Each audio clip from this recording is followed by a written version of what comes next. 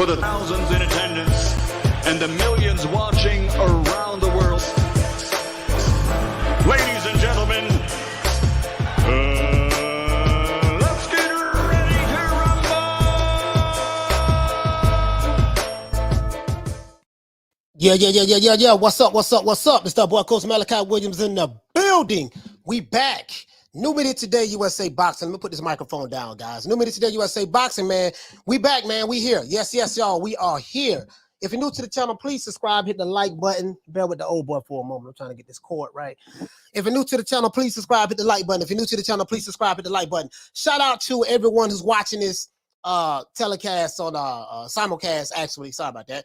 On Facebook and Twitter. Shout out to everyone who's listening to this podcast on Amazon Music as well as Spotify. I did drop the link, for the podcast. So please, y'all click over there and sign up. Subscribe to the podcast as well. I did drop the link. We're going to have a damn good show today, man.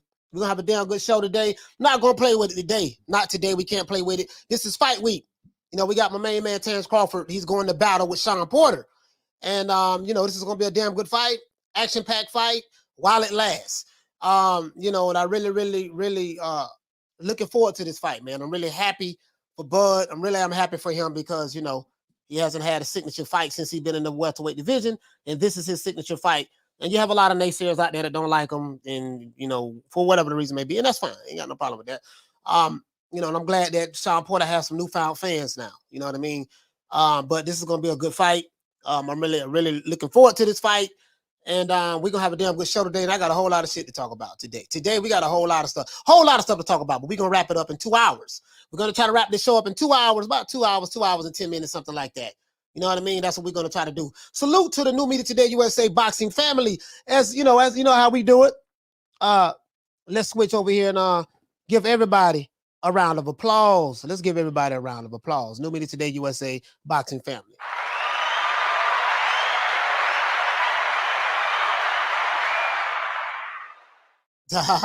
Yeah, man. New Media Today USA Boxing family, man. Salute to everybody who's listening to this on the podcast, Amazon, Spotify, and salute to, if you're new to the channel, please subscribe, hit the like button. If you're new to the channel, please subscribe, hit the like button. And let's get into this. Now, before we do this, guys, I normally like to wait and see until we get this OJ Juman style or whatever the case may be. Bear with me, guys. I'm trying to see what the hell is going on here. Okay, cool. Okay, it's cool. All right, it's cool. I'm just trying to see what's going on here, man. Trying to make sure everything going good on YouTube. Anyways, man, let's get into this. Let's do this OJ Juman style. Let's go. Shout out to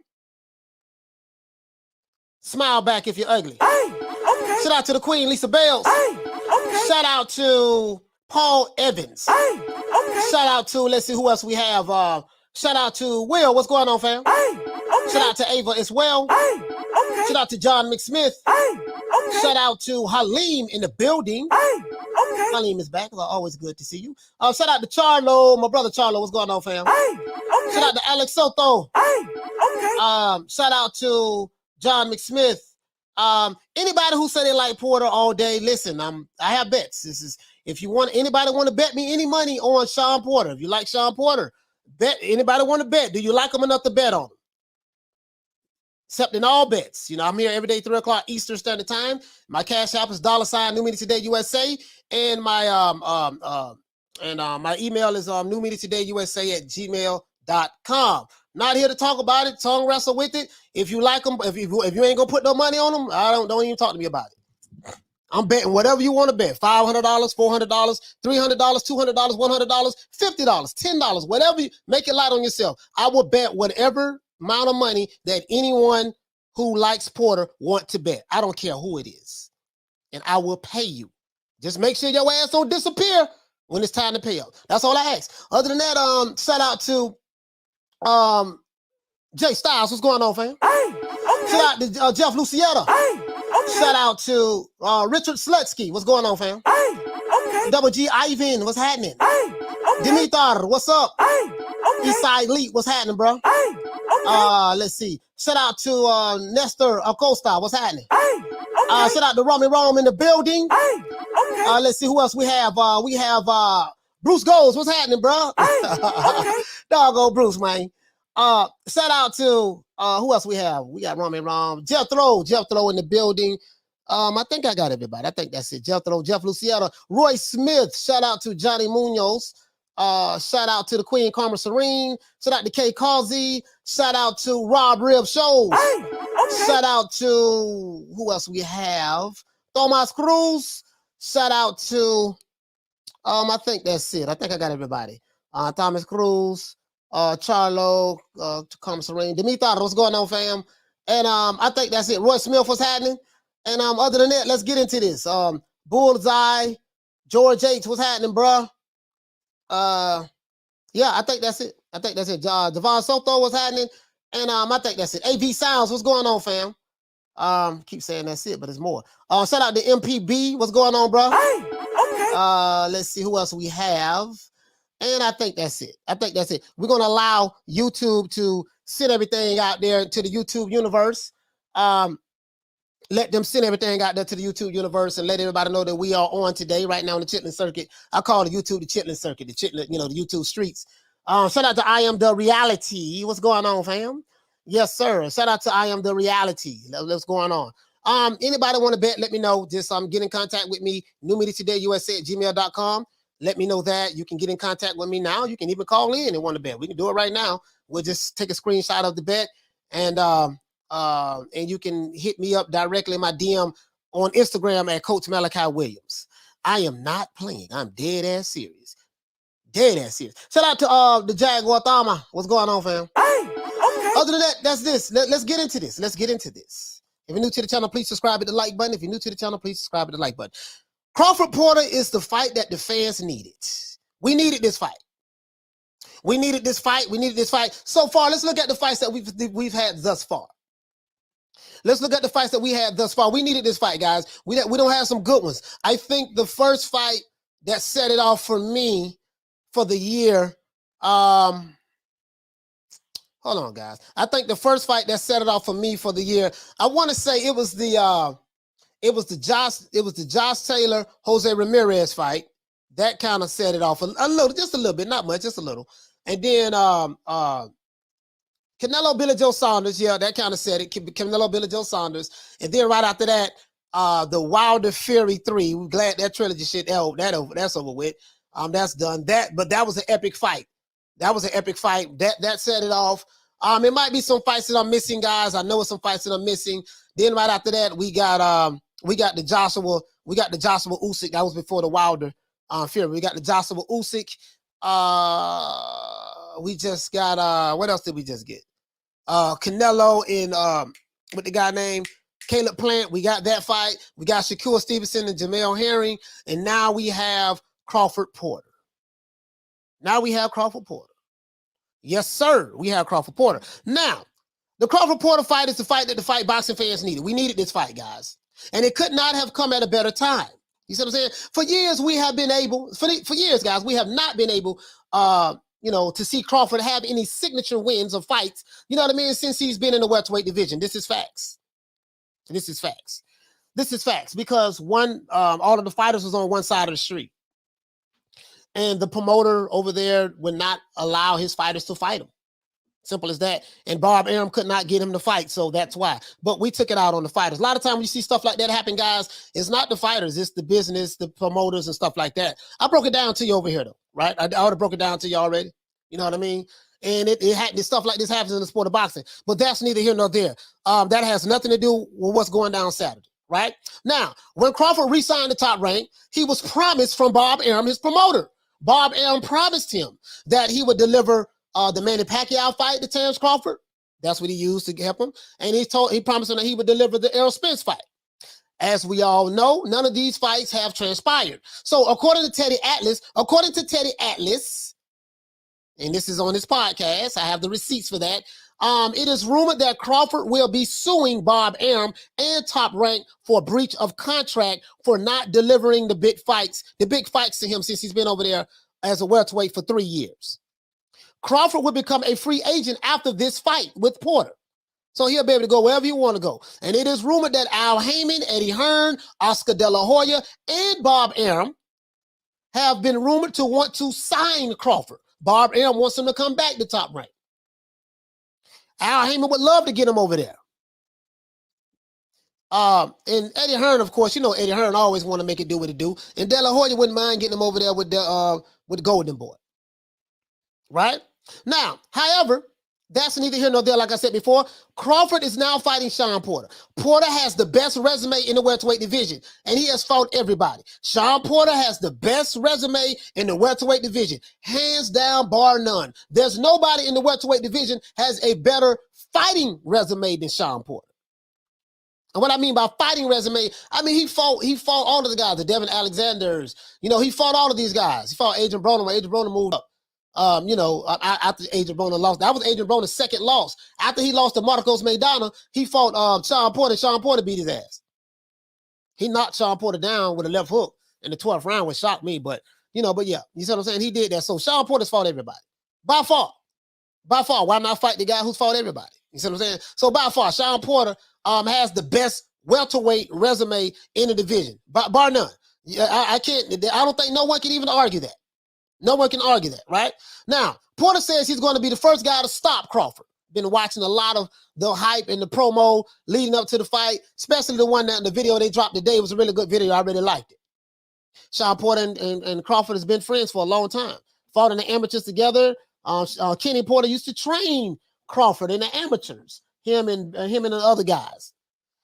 So they know him very well. They know each other very well from back in the day. That's the history they have together, right? Now, Porter says he's going to be the first one to stop Crawford. Although Shawn Porter has not stopped anyone since 2017 when he TKO'd Berto with a bunch of headbutts, forearms, and he just smothered Berto. Poor Berto, right? Now, in the new Top Rank ESPN promo trailer, Crawford says that he's going to do whatever he wants to do with Shawn Porter. Shawn Porter says he's going to KO Bud. This is the talk that we've been hearing, right? And Shawn has been doing a whole lot of talking lately. I have never seen Shawn Porter do this much talking before a fight ever before since I've been watching him. And I've been watching Shawn Porter since since 2013. I've been watching Shawn Porter as a fighter since about 2013. Him and Crawford. Because I became a fan of Crawford about 2013, a year before he beat Mickey Burns in the UK, right? Now, I will say this. Shawn Porter's from Ohio, and he's tough as hell. Shawn Porter is from Ohio, and he's tough as hell. But he gonna get his tough ass beat November the 6th. I'm saying it. And I ain't here to talk. You like Shawn Porter? Put your money where your mouth is, man. I'm betting whatever you want to bet. I'll be here. No cap. No cap. I don't do that shit over here. I never seen Porter do so much talking before in my life before a fight, guys, to be honest with you, right? And Porter is very, very sure of himself. Crawford versus Porter will not disappoint. Porter will be he probably more than likely he's going to be doing his bulldogging style as expected. He's going to bulldog, head down, coming forward, footwork, bobbing his head like this, and we know what he's going to do. We know what Porter's going to do, right? And he's going to be all up, and his goal is to be all up in Bud's chest, winging it all night long, kind of like how he fought Errol Spence, right? And the Bud haters believe that Crawford will fold under the pressure. And I understand that. And if you feel that way, that's fine. But I have two questions for you Crawford haters. How much money do you like Shawn Porter for, and are you willing to bet on him? I have two questions. How much money do you like Shawn Porter for, and are you willing to bet me, Coach Malachi Williams of New Media Today USA Boxing, a guy who shows up 3 o'clock Eastern Standard Time, 7 days a week? Are you willing to bet me? If you're not willing to bet on Porter, then that tells me that you really don't feel that confident about Shawn Porter at all. You're just hoping that he is the guy. You're just hoping that he beats the guy that you hate. A lot of these Shawn Porter fans are Errol Spence fans. That's what they really are. Shawn Porter ain't really got no fans like that. They're really Errol Spence fans. They're really Errol Spence fans. I know who you are. I know who you are. But no matter what happens, guys, us boxing fans are the true winners in this upcoming fight. And I'm taking all bets, as I said before, on any Bud hater that has the heart, the courage, and the conviction to bet on your guy, Shawn Porter. And I ain't finna argue with you about it. Whatever you want to bet, $10, $5, $1, $100, $400, $500, $300, whatever you want to bet, I'm here. You will get paid that night. This is your opportunity to get some free money from Coach Malachi Williams. This is your opportunity to get some free money from Coach Malachi Williams. trying to give it away. Free opportunity, right? Now let's do this. We're gonna go ahead and let's see. We're gonna go ahead and let's address the chat. He says, "Oh, coach, oh no, hell no. I want some of that action. Yeah, you can get the action. Get the action. Get the action, dog. Get the action. I got 100 on. I got 100 on Crawford. Anybody? If $100 is not enough, I have $200 on Crawford. If you're new to the channel, please subscribe. Hit the like button. If you are new to the channel, please subscribe. Hit the like button. If you are new to the channel, please subscribe. Hit the like button. Do that for the old boy. Do that for your old boy. Come take this money from Coach. Come take it. You will get paid that night. You will get paid that night. You will get paid that night. I promise you. I promise you. You'll get paid that night. Anyway, let's go over here, guys. Let's look at I got some stuff I want to show you right now. I advise everybody to go check out this. Go check this out. Go check out this. We're gonna be accepting calls too. We will be taking calls, guys. We'll be taking calls. Not right now. We will be taking calls in a minute. We will be taking calls. Y'all go check this trailer out. I can't play it or nothing like that. But y'all go check this trailer out. Blood, sweat, and tears. Top Rank is doing an excellent job in promoting this fight. The fight, from what I'm hearing, has sold out in Las Vegas. The fight has sold out. A lot of the boxing fans are really, really locked in on this fight. They're really, really locked in on this fight. They're really, really locked in on this fight. And I'm so happy for Crawford.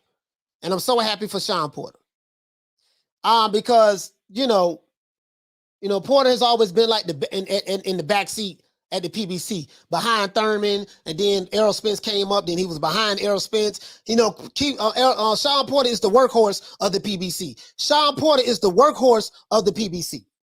Yes, he is. Shawn Porter is the workhorse of the PBC. This is a fire show right here. He's the workhorse of the PBC. I love Shawn Porter. I hate his boxing style. I have never been a fan of Shawn Porter's boxing style. I'm just being honest with you. I love Shawn Porter as a person, as a man, as a husband, as a father, as a son to his father, but I've hated his boxing style. Not gonna even lie. Didn't like it. I call that style the bulldog style. I never liked this style. So, but I like Porter. Porter's a good guy. Porter's a good guy. But yeah, y'all check that out. Y'all check that out. But there's something that really intrigued me about this, right? I'm hoping like hell I can get some of these Bud haters to bet. Like, yeah, I want y'all so bad. Oh, I want you so bad. You have no idea how bad I want you. Pause. I want you to hear something. It's something that he said, right? I want you to hear something that he said. And this reminds me, I'm not going to show the video, whatever the case may be, but this reminds me of something. I want you to hear something that he said. As he seeks his 38th straight professional victory without defeat, Crawford fuels himself from the criticism he has become accustomed to. The naysayers, the doubters, you pay no attention to them. I have people follow me and just bash me everywhere I go. You always see somebody that's not happy with themselves and that thinks they can do what I do and that feels like their opinion matters when it really doesn't.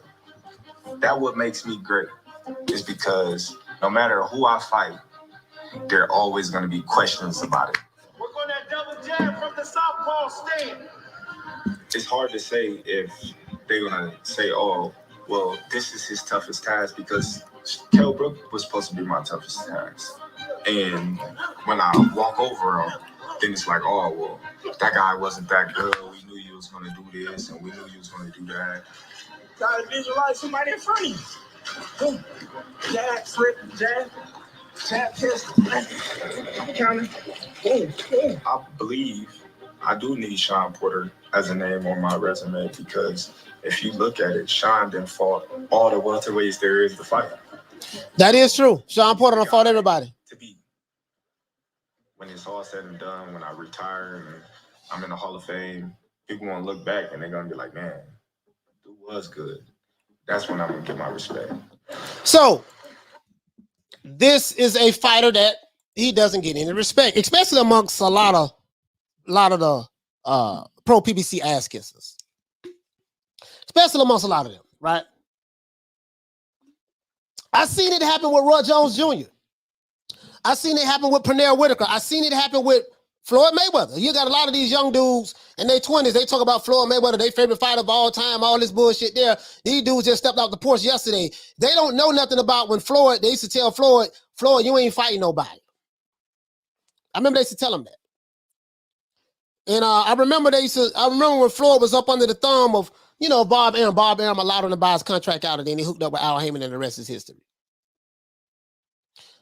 And the reason why I showed you that part was what he said. The critics, they always gonna have something to say. And if he beat this guy, then they gonna say, oh, well, he really wasn't that good in the first place, right? So this is what I see. So all I'm asking is this. This brother right here said that. He said Porter 10th round KO. Okay, my brother. Yeah, you Chinese Yoda. I got $200 on Crawford. Do you want to bet, my brother? Chinese Yoda, do you want to bet? I got $200 on Crawford. 200. If 200 is too small for you, I have 300. If 300 is too small for you, I have 400 or 500. If that's too heavy for you, we can bet $5, $10. Whatever you want to bet. Whatever you want to bet. I notice these Porter fans, I don't see nobody betting on them. Nobody. God damn, like they like Porter, but they don't like him not to bet on him. I'm like, I don't understand this shit. Like, I like my guy, I'm betting on him. I'm betting on him. They don't like him not to bet on him. He say 50. Okay, 50. Chinese Yoda, what is your cash app, sir? What is your cash app? Drop your cash app. As a matter of fact, Chinese Yoda, we can lock this in. Let's make this right here. I'm going to screenshot this.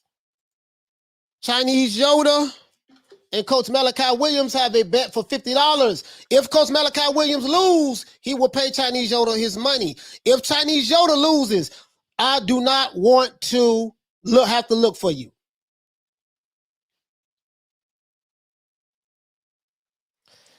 So, that's 50 with him.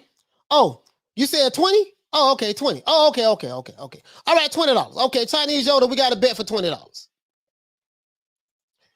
Chinese Yoda, we got a bet for $20. Chinese Yoda like Shawn Porter. I like Terrence Crawford. All right. Anybody else? Chinese Yoda, I'm here every day. This is my cash app. New Minutes Today USA. You can hit me up, New Minutes Today USA at gmail.com, email, and you can hit me up on Instagram on look me up on at Coach Malachi Williams. You'll be able to find me. You'll be able to find me.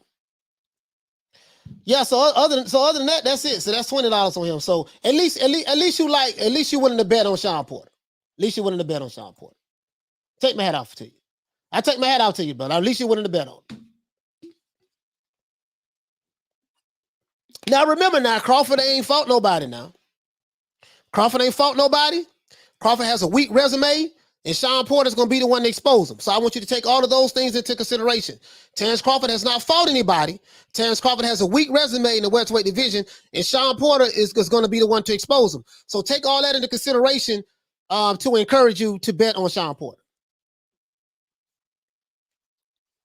Listen, Terrence Crawford, he hasn't fought anybody.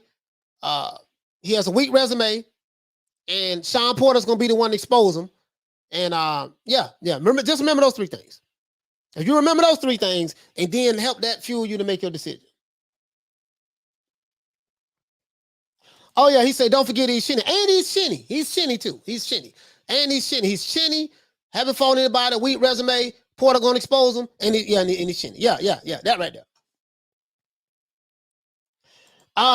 He said, who do you think will win out of Crawford Spence, Coach? Terrence Crawford is my favorite fighter. I'm always going to say Crawford. And I'm just going to be honest with you. Until somebody beat him, I'm always going to say Crawford. And if someone is an Errol Spence fan, they are always going to say Errol Spence. And there's nothing wrong with that. There's nothing wrong with that at all.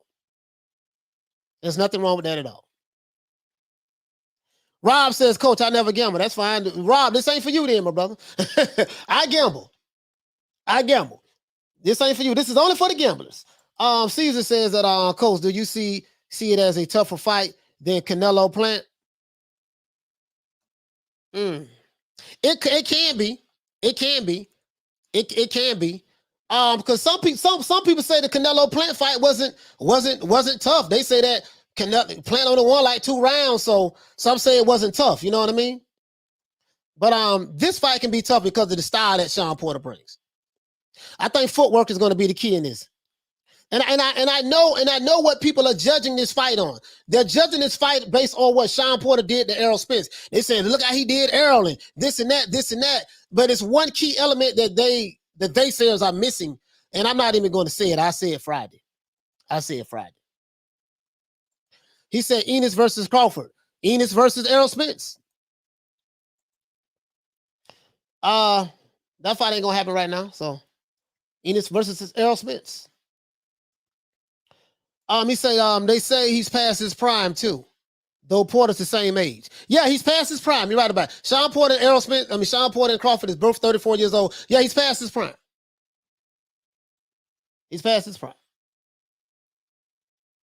Will say, F it, coach. Put me down for 20. All right, Will say he got 20. Okay, good. Let me go ahead and blow that up. Will has $20. So let me write this stuff down, as a matter of fact. Hey, Will, give me your cash app too, brother. Send me your cash app. And Chinese Yoda, send me your cash app. Give me your cash app. Let's see. We'll write this down. Write this down. All right, Will, we locked in. Me and Will locked in for $20. Remember, guys, Crawford has not fought anybody. He has a weak resume. He's chinny and he's past his prime. And Shawn Porter's gonna be the one to expose him. Knock him out too. Say he's gonna knock him out too. So remember that, guys. So take that in consideration. I hope that I need that to motivate you. Chinese yoga, $20. And the date is 11/15/21, Monday. If you're new to the channel, please subscribe, hit the like button. If you're new to the channel, please subscribe, hit the like button. Hit the like button, guys, if you're new to the channel. And also, you can also follow me on on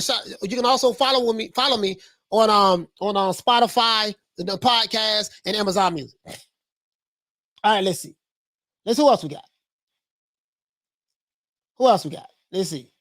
Damn,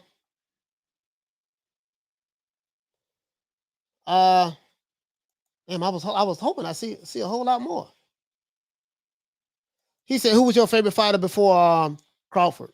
Well, I had several. I had kind of like backed up. Backed up off of boxing for a little bit. You know, after Tyson, it was like, Then Floyd Mayweather kind of brought it back for me a little bit. My favorite fighters, Marvin Hagler, Roy Jones Jr., Pernell Whitaker. Those are my guys. Pernell Whitaker. Of course, Ali, Tyson. I was the fanboys of those guys. To be honest with you. You know what I mean? So those are my guys. After Tyson, I really didn't cling on to anyone else. And then I got put up on Shawn Porter, and I remember, Shawn Porter and Keith Thurman and Crawford around the same time. I got put up on those guys, and it was just something about Crawford that I liked. And it was just something about him that I liked, that I took a liking to be honest with you. And everybody had their favorite fighters. Chinese Yoda says, hey, thank you, fam. Thank you for that. You say your cash app is, okay, Chinese Yoda.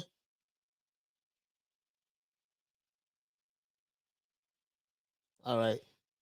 Chinese Yoda. I got you, fam. I got you right here, Philip. I got you, fam. John. Bet. I got you right there. Got you locked in. Will, send me your cash out, brother. Will, send me your cash out. Yeah, I'm an old school throwback guy, and that's what I love about. That's what I love about this fight. That's what I love about this fight right here. You know, it's old school throwback guy. This is gonna be a fight. 12 round decision, trust me. Damn, I was okay, guys. Let me give you some more motivation. Let's see. Yeah, shout out to my main man Shelton Moore, my brother Shelton. What's going on, fam? Shout out to Shelton and shout out to Major Key. Shout out to who else we have in the building? Oh yeah, shout out to my main man Thomas Jones. Thomas, what's going on, fam? And Philly Fly, I see you, baby. Hey, okay. Philly Fly, I see you, man. I see you. Damn, man.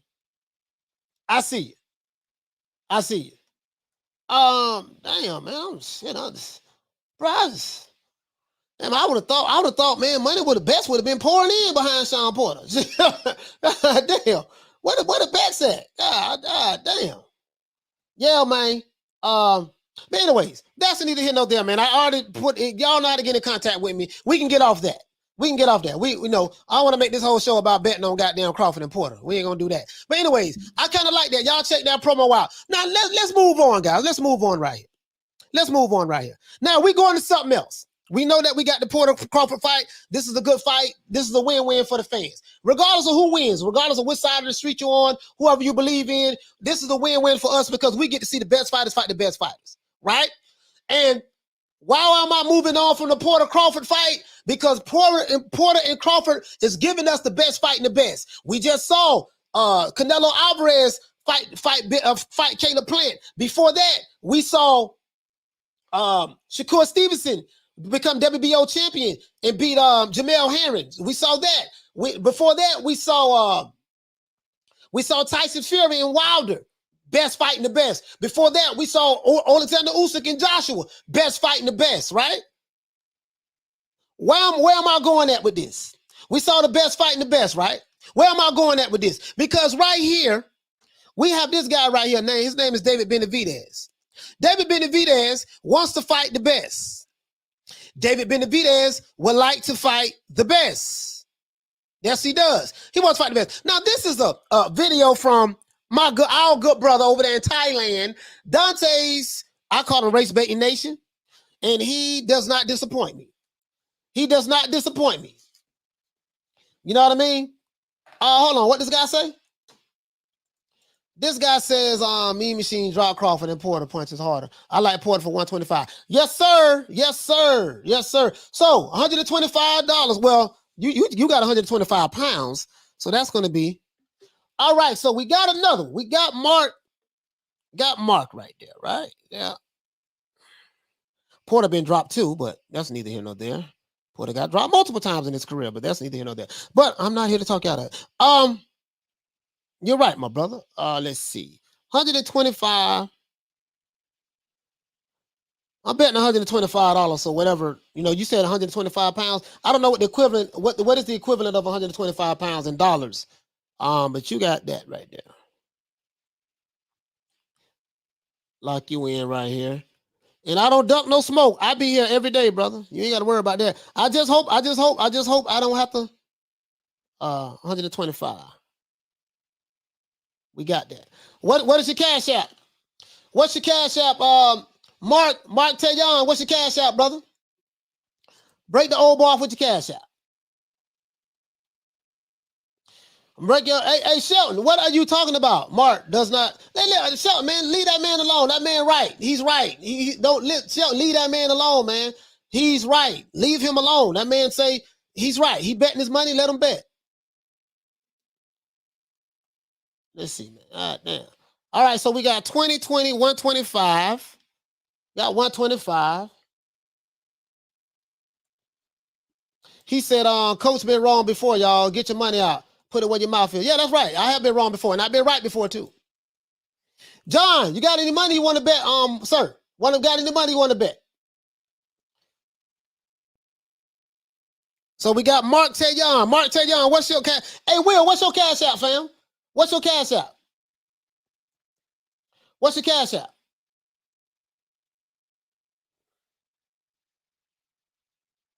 What's your cash app? Hey, what's going on, Jawan? What the lick read, baby? Hey, okay. Jawan, what's happening, man? Jawan, what's happening? Mark, Mark, give me your cash out, man. If you're new to the channel, please subscribe, hit the like button. If you're new to the channel, please subscribe, hit the like button. What is your cash out, Mark? Y'all give me your cash out. Mark, give me your cash out, and Will, give me your cash out. But anyways, I like to see the big fights. We don't again, I tell you guys, we don't run no protection programs over here. I'm the type of guy, I put my money where my mouth is. If I say something, I believe it. I bet it $100 on Billy Joe Saunders. Carmen Serene told me, she say, Coach, you crazy. Don't be betting no $20 on $100 on Billy Joe Saunders. I say, Carm, I'm telling you, this gonna be it. This gonna be it. Carm, Canelo due for an upset. Let's see. F Society, okay. F Society, how much you betting, brother? How much you betting? How much are you betting? Remember, guys, Terrence Crawford is overrated. Terrence Crawford got dropped by the Mean Machine. Terrence Crawford has a weak resume. Terrence Crawford hasn't fought anybody, and Shawn Porter is going to be the one to expose Terrence Crawford. Take all of that into consideration. Now, what you like Porter for? All right. What you like him for? Let's see. F Society, I see your cash out, but what you betting? Let me see, I'm going to put you down just in case. Got you on the bubble. F Society, what you betting? $. Oh, so your cash out, dollars. Yeah, tell me what you betting, though. I need to know what you betting. J Dilla. Okay, Big J Dilla. Big J Dilla, man. All right, I got the cash out. How much money you betting? Where are those other guys at? I need to get Will, I need your cash app, and Mark, I need your cash app.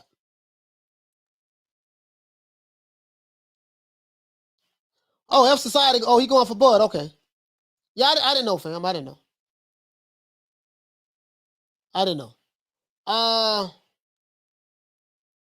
Dang, what? Hey, Will, you haven't dropped your cash app, brother, in Chinese, and Mark, you haven't dropped your cash app.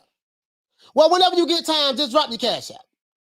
Whenever you get time, just drop your cash. I don't want to make this a cash app show. Anyways, now, this dude right here, now this is what tripped me out, guys. This is what tripped me out about this video. Now, somebody sent me this video. I know, I do a lot of research, but somebody sent me this video. Shout out to, now I know that a lot of you Canelo Alvarez fans, I know, we're being facetious. Yeah, I know that a lot of you guys, Dante's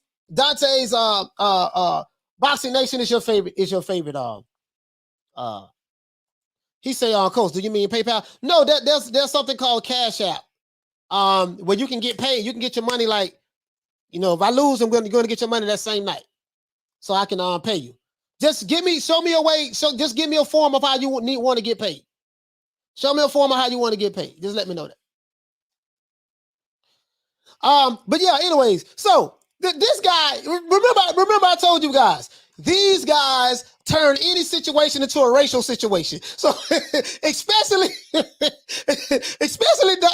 Dante, these guys turn any situation into a racial situation. Bro, like, this is ridiculous.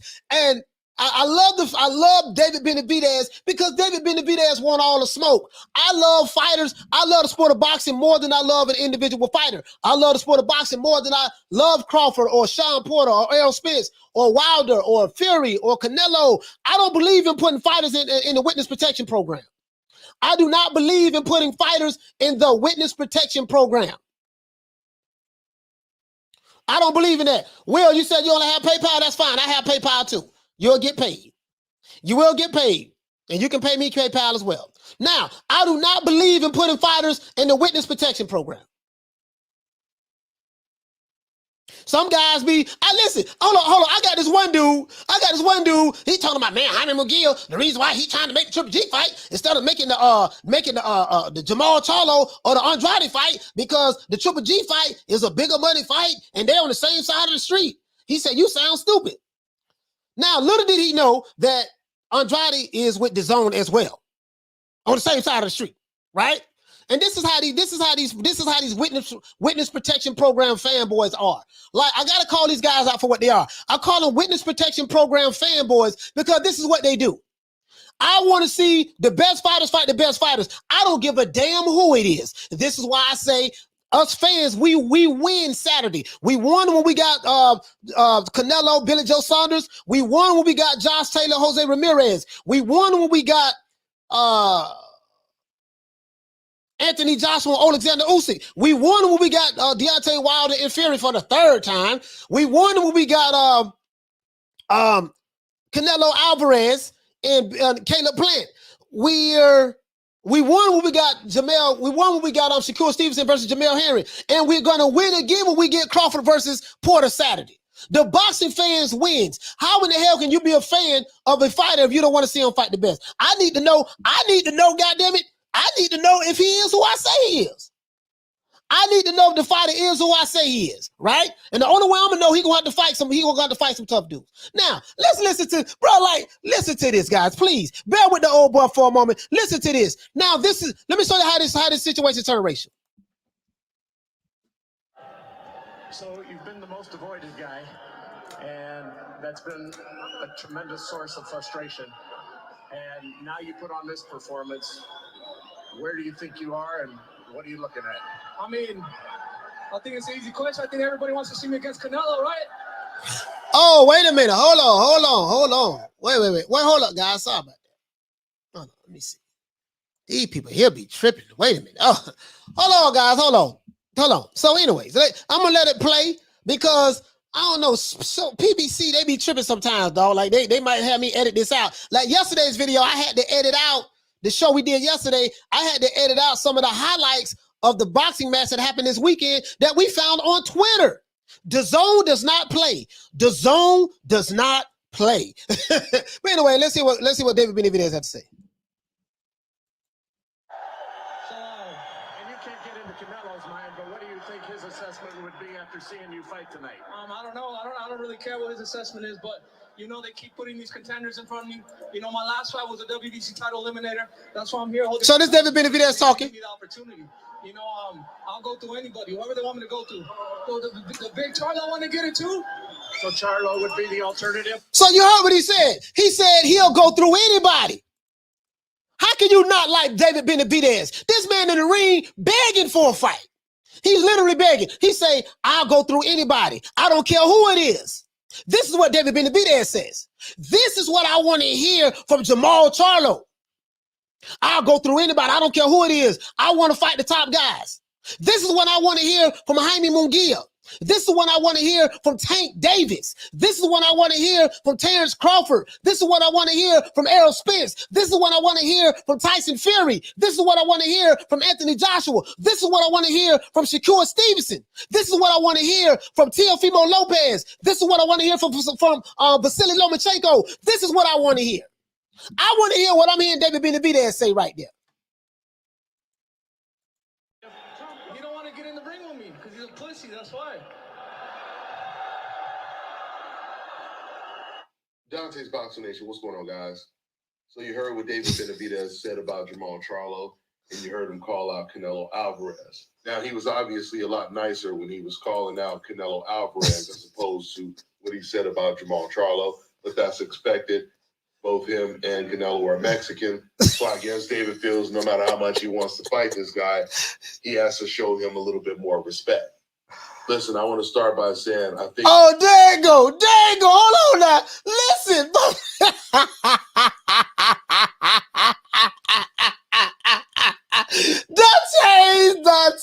Dante. My brother. Now, you heard what he said. Hold on. Now, he took that totally out of context. Now, because David Benavidez said that he want to fight Jamal Charlo, but Jamal Charlo don't want to fight him because he is a kitty cat. Pussy. Dante took that and said, oh, well, he showed Canelo a little bit more respect than he showed Charlo because he's Mexican. Bruh, where did you get that from?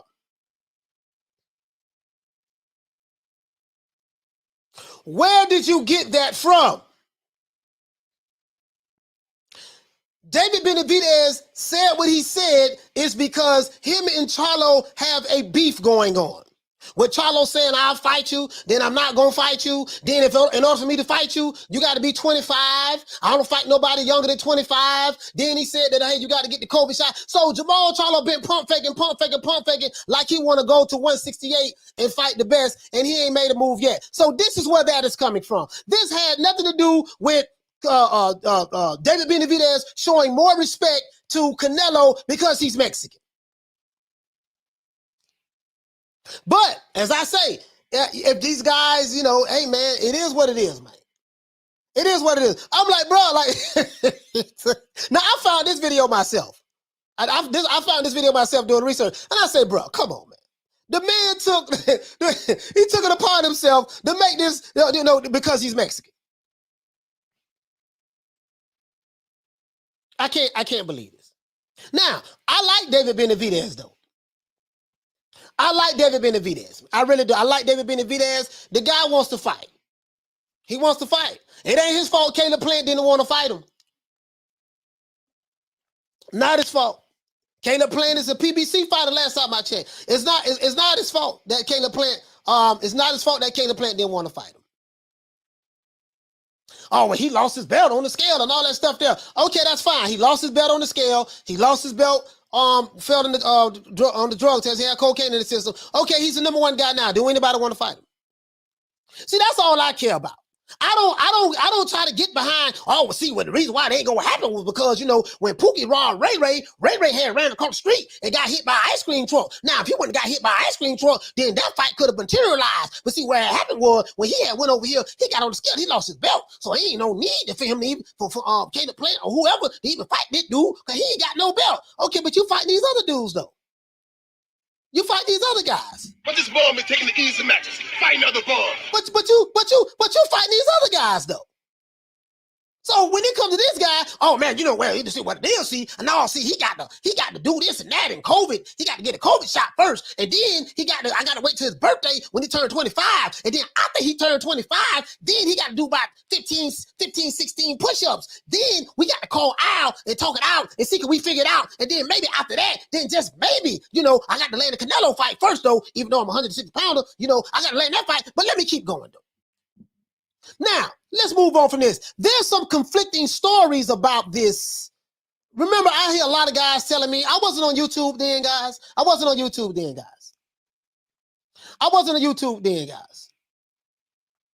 He said, Coach, continue. You will hear him already making excuses for Charlo about the last fight. Yeah, okay, let me continue that. Let's see what he got to say, Dave. I think that David is doing the right thing, putting a lot of pressure on Jamal Charlo and Canelo. You guys have heard me say on multiple occasions that if Jamal Charlo is not going to get the Canelo fight, if he's not going to fight Andre, then there's no reason not to take the David Benavidez fight at 168. Now, I totally agree with Dante.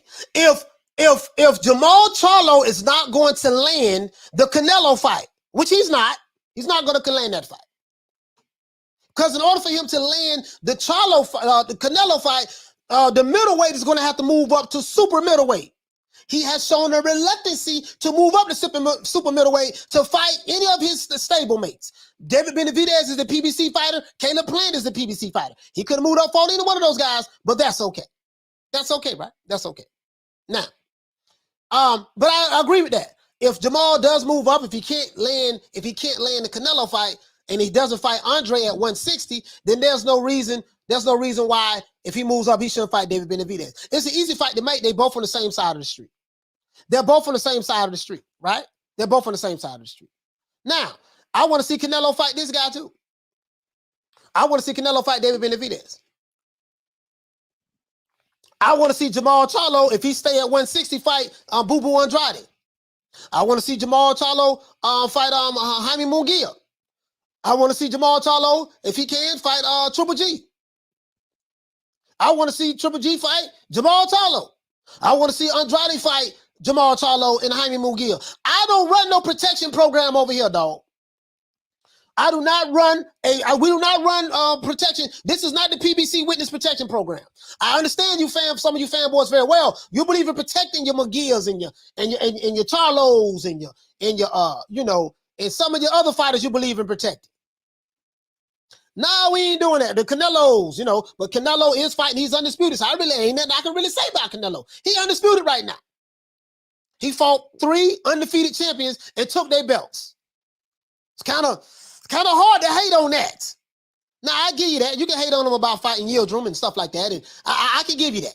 I can give you that. But he beat 3 undefeated champions. It's kind of hard to hate on that. It's kind of hard to hate on a man who beat 3 undefeated champions and have become undisputed in their division. I don't care how you slice it, how you dice it. It's hard to hate on a man who has beat 3 undefeated champions. These guys did not know what it felt like to take a loss until they fought this guy. He beat them and he took their belts, and now he is the undisputed. It's hard to hate on something like that. Especially when I go to the middleweight division and I don't see nobody fighting no goddamn body. In the middleweight division, I can't even get 1 champion to fight another champion, let alone fight 3 champions. So I can't. So excuse me if you feel like that. Oh man, you riding on Canelo bandwagon. No, I'm not riding on Canelo bandwagon. Last time I checked, I'm not Mexican. I am a Black American. Last time I checked, I'm not Mexican. I'm not a Black American. So I have no incentive to ride on Canelo's coattail. What I do have an incentive for is I can respect the fact that Canelo stepped up to the plate and he beat 3 undefeated champions. He had 4 fights within a year, and he's become undisputed. That's what I respect. Why do I respect that? Because I love the sport of boxing more than I love a particular fighter. I do not protect fighters, though. If you think that New Media Today USA Boxing is the witness protection program for your favorite fighter, you are sadly mistaken. This is not the channel for you. You need to go to the PBC Witness Protection Program channels. We don't make excuses for why these other fighters ain't. No, but see, he don't need to fight because, see what they'll see. He got the leapfrog over that dude, and then he got to know how to play tetherball. Then after he played tetherball, I want to see can he shoot marbles, and then horseshoes, and then let's see, he got to fight Errol Spence, Terrence Crawford. He got to fight Shawn Porter and Keith Thurman. Well, Keith Thurman ain't fought in 2.5 years, so we can't even talk about him. He got to fight. Then he got to fight Godzilla, King Kong, Mothra, Gamera. He got to fight. Wait a minute, Goku. I think Goku. He don't elevate it to. I think he godlike, right? He don't descend it to the gods and Vegeta and Majin Buu, and he got to fight all he do. No, we don't do that shit over here, Mike. Listen, I believe Terrence Crawford. Terrence Crawford is my favorite fighter. I believe in him so much that I'm betting my money on him. Win, lose, or draw, don't matter to me. I won money before, I lost money before. I win more than I lose, right? Win more than I lose. I don't be with all that. If I believe that this guy's who I say he is, I want to see him fight Shawn Porter. I want to see him fight Errol Spence. I want to see him fight Bruce Ennis and Virgil Ortiz. And you should want the same for your favorite fighter. You should want the same for your favorite fighter. If you're making excuses for why your favorite fighter is not fighting the best dudes out there, look here, man, I can't talk to you. We're going to be accepting phone calls in a minute. We will be taking phone calls in about 8 more minutes, guys. We're going to be taking phone calls. I can't do that. I can't do that. I can't, though. I just won't. We don't do that over here. We don't do that over here. And I'm going to be honest with you. Johnny Blaze says Bud is still the best at 147. I heard Virgil gets his title shot soon. Now, Johnny Blaze, you know I'm a Crawford fan, but I cannot say that Crawford is the best at 147. If I was a fanboy, I would say that. But I can't say he's the best. I'm not saying you're a fanboy, but I can't say he's the best at 147 because he hasn't fought all of the best fighters at 147. You see what I'm saying? He's going to have to fight those guys. Thank God that this is his last fight on the ESPN. We'll see what goes on with the PBC, but he will have to fight those guys. And if he can beat those guys, then we can say he's the best at 147. But until that happens, we can't say that. And I have Errol Spence as the #1 welterweight in the division because Errol Spence is a unified champion. Errol Spence is a unified champion. Errol Spence is a unified champion, so I gotta be fair and give Errol Spence that respect because he's a unified champion. He is the #1 guy in the welterweight division. He is the #1 guy in the welterweight division. And I have to give him that. Shout out to Hector Garcia Hey, okay. for dropping that $2. Bam, super chat on your boy. Hey, Leroy. Super chat received. Playtime's over, boy. He said all of these fighters are waiting on one man, coach. Yeah, they're waiting on one man, man. We can't be sitting back waiting on the Canelo sweepstakes, dog. We can't be sitting back waiting on the Canelo Alvarez sweepstakes. And this is the thing, right? Canelo, say what you want to say about Canelo. The man fought 3 undefeated champions and beat him and took their belts. 3 guys who did not know what it felt like to take a loss. He beat them and took their belts. We got dudes in other weight divisions. They have never fought another champion. They have never fought another champion. I can't, nah, dog. I can't do that. Right. So anyway, I just want to show you guys. I like David Benavidez. I like this kid a lot. I like him a lot. You know what I mean? I'm not going to sit here and lie to you. But I just want to show you how this guy, he never takes an opportunity, wastes an opportunity to turn everything into a racial situation. You took this totally out of context. Jamal Charlo and David Benavidez is beefing. Jamal Charlo is pump faking like he want to do something. David Benavidez is tired of him talking, tired of the BS. And he said that he was a PUS, he was too PUSSY to step in the ring with him. That had nothing to do with race, Dante. But you found the way to turn that into the opportunity. And I get it. One thing I will say about you, my brother, you are consistent. You are consistent.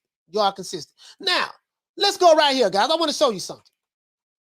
Now, remember back in the day, guys, I think not back in the day, but when Jamal Charlo was the welterweight, when Jamal Charlo was the interim champion in the middleweight division, I've been hearing a lot of people on who subscribe to me. They said, yeah, man, no, yeah, some of them subscribe, and some of them are on different channels, the Alphabet Boy channels. They say that, listen, man, Canelo Alvarez was so afraid of Jamal Charlo, he dumped Jamal Charlo. And he gave up. He got stripped of his belt or gave up his belt. I read to you what happened. They elevated him to the franchise because they knew he was afraid to fight Jamal Charlo. Remember that? Remember that, guys. Remember that. But I've also heard conflicting stories. That, wait a minute, Jamal Charlo was offered money, a lot of money, like $7 million to fight Canelo Alvarez. Oscar De La Hoya said it, and Jamel Charlo confirmed it. He said, listen, man, you turned down money to fight Canelo. Now, I heard him say this online. But I didn't know what he was talking about. I didn't know it was cap or what. I just thought maybe he was just BSing around when Jamel said it. I didn't really think much of it. But I want to know, is there any validity to this, guys? Is there any validity to this? Right here, this guy right here, of course, he's biased, boxing habit. This guy says in 2019, when Jamal Charlo was the WBC interim middleweight champion, right? It says, and the #1 challenger contender to face Canelo Alvarez's WBC world title, Jamal Charlo turned down a multi-million-dollar fight in order to fight Canelo in May of that year. Do anyone know anything about this? I've heard about this before. Do anyone know anything about this? Because I'm hearing from the I hate Canelo channels, it's just, hey man, Canelo ducked Jamal Charlo. He was afraid he ducked Jamal Charlo. But I've also heard this story here. I heard this story here, and I got whiff of it when I heard Jamel Charlo say it. That in 2019, Jamal Charlo, when he was the interim champion, he was offered a deal to fight. He was offered a multi-million-dollar deal in order to fight Canelo Alvarez, and he turned it down. Jamal's own twin brother and Oscar De La Hoya confirmed it. Now I remember when Jamel said something about it. I don't remember when Oscar said anything, to be honest with you guys. I remember Mel though. He said Canelo then moved on to beat Daniel Jacobs in a unification fight that May. And Jamal went on to beat another low-level fighter. So this is the dig at Jamal Charlo, to be honest with you. Brandon Adams. Brandon Adams was pretty good in the to be honest with you, Brandon Adams was pretty good in the junior middleweight division, to be honest with you. That June, 3 days before Jamal's fight against Adams, the WBC elevated Canelo to the franchise champion and Jamal to the world champion. Do anyone remember anything about this? I'm asking. Yeah, do anybody remember anything about this? Because I'm hearing conflicting stories. I'm hearing that Canelo ducked Jamal Charlo because he was afraid of the smoke. But then, but I remember hearing when I remember when Jamel said this. I don't remember Jamal. I don't remember De La Hoya. I'm gonna be honest with you guys, but I remember when Mel said this. He had an opportunity to fight Canelo, and he turned the fight down. Let's see.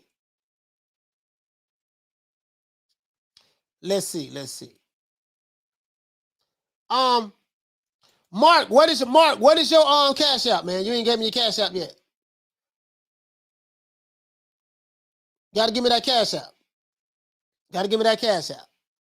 You're not even, I won't even see you over here, so yeah, you gotta give me that cash app.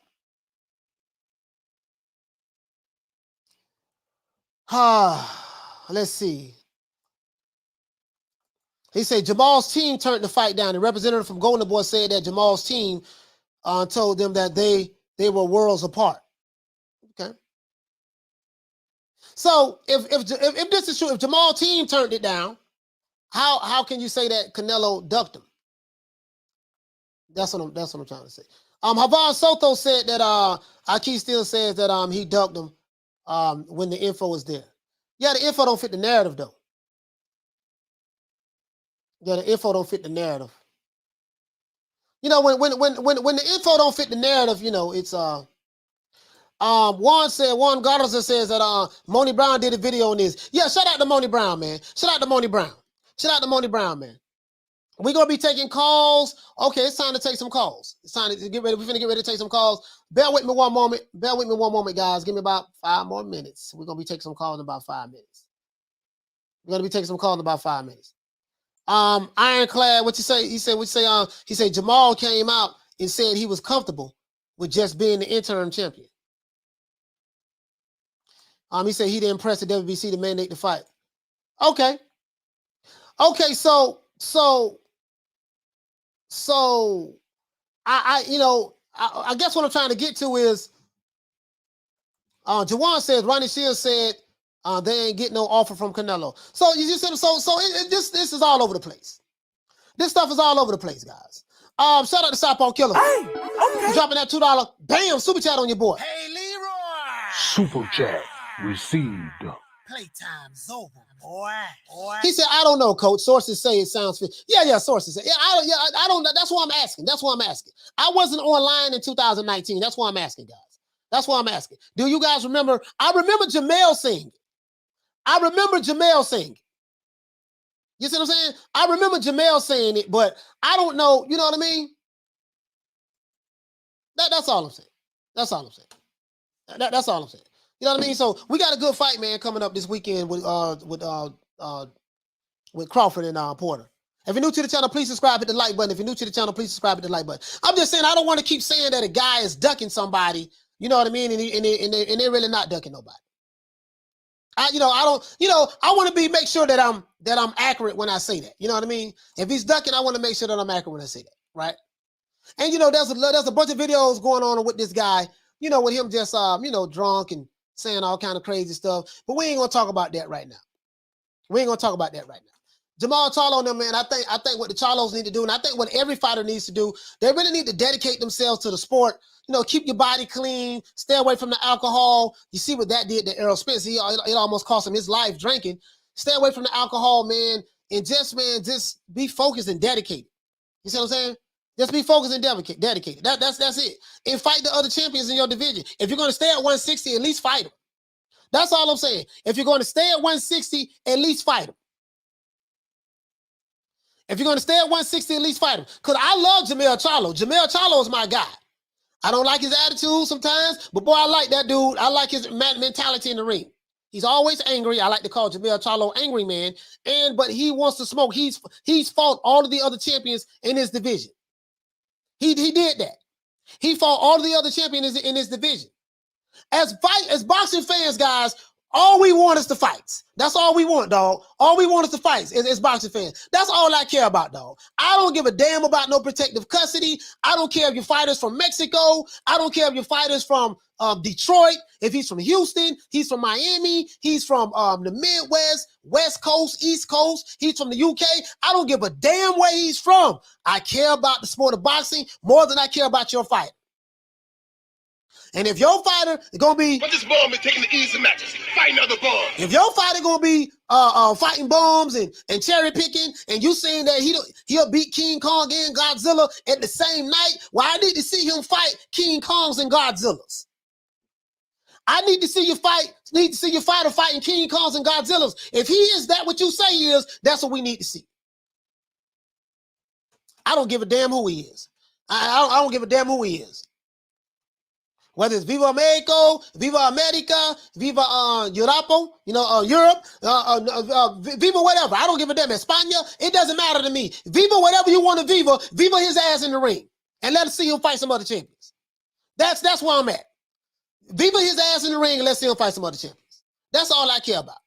All that other stuff, man, that ain't, I'm not on that. The era I come from, that's how they got it down. Now, it might be a slip up or two every now and then, but for the most part, they got it in. And if you had a loss, that did not define your career because you had a loss. Because when you fight top guys, you're going to get some losses. When you fight top guys, you're going to get some losses. That's just the way it is, dog. That's just the way it is. When you're fighting top guys, you will get some losses, period. That doesn't mean that you can't fight. Like, this is another guy. Hold on. One more guy. I got one more for you. Shout out to John Doe. What up, Doe? Hey, okay. Dropping that $2. Bam, super chat on your boy. Hey, Leroy.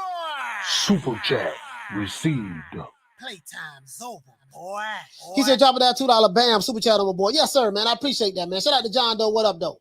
He said that Mr. T mean behind me, coach. I'm just saying. Viva his ass in the ring. That's all I care about, dog. That's all I care about. Listen, that's all I care about, dog. That's where I'm at with it.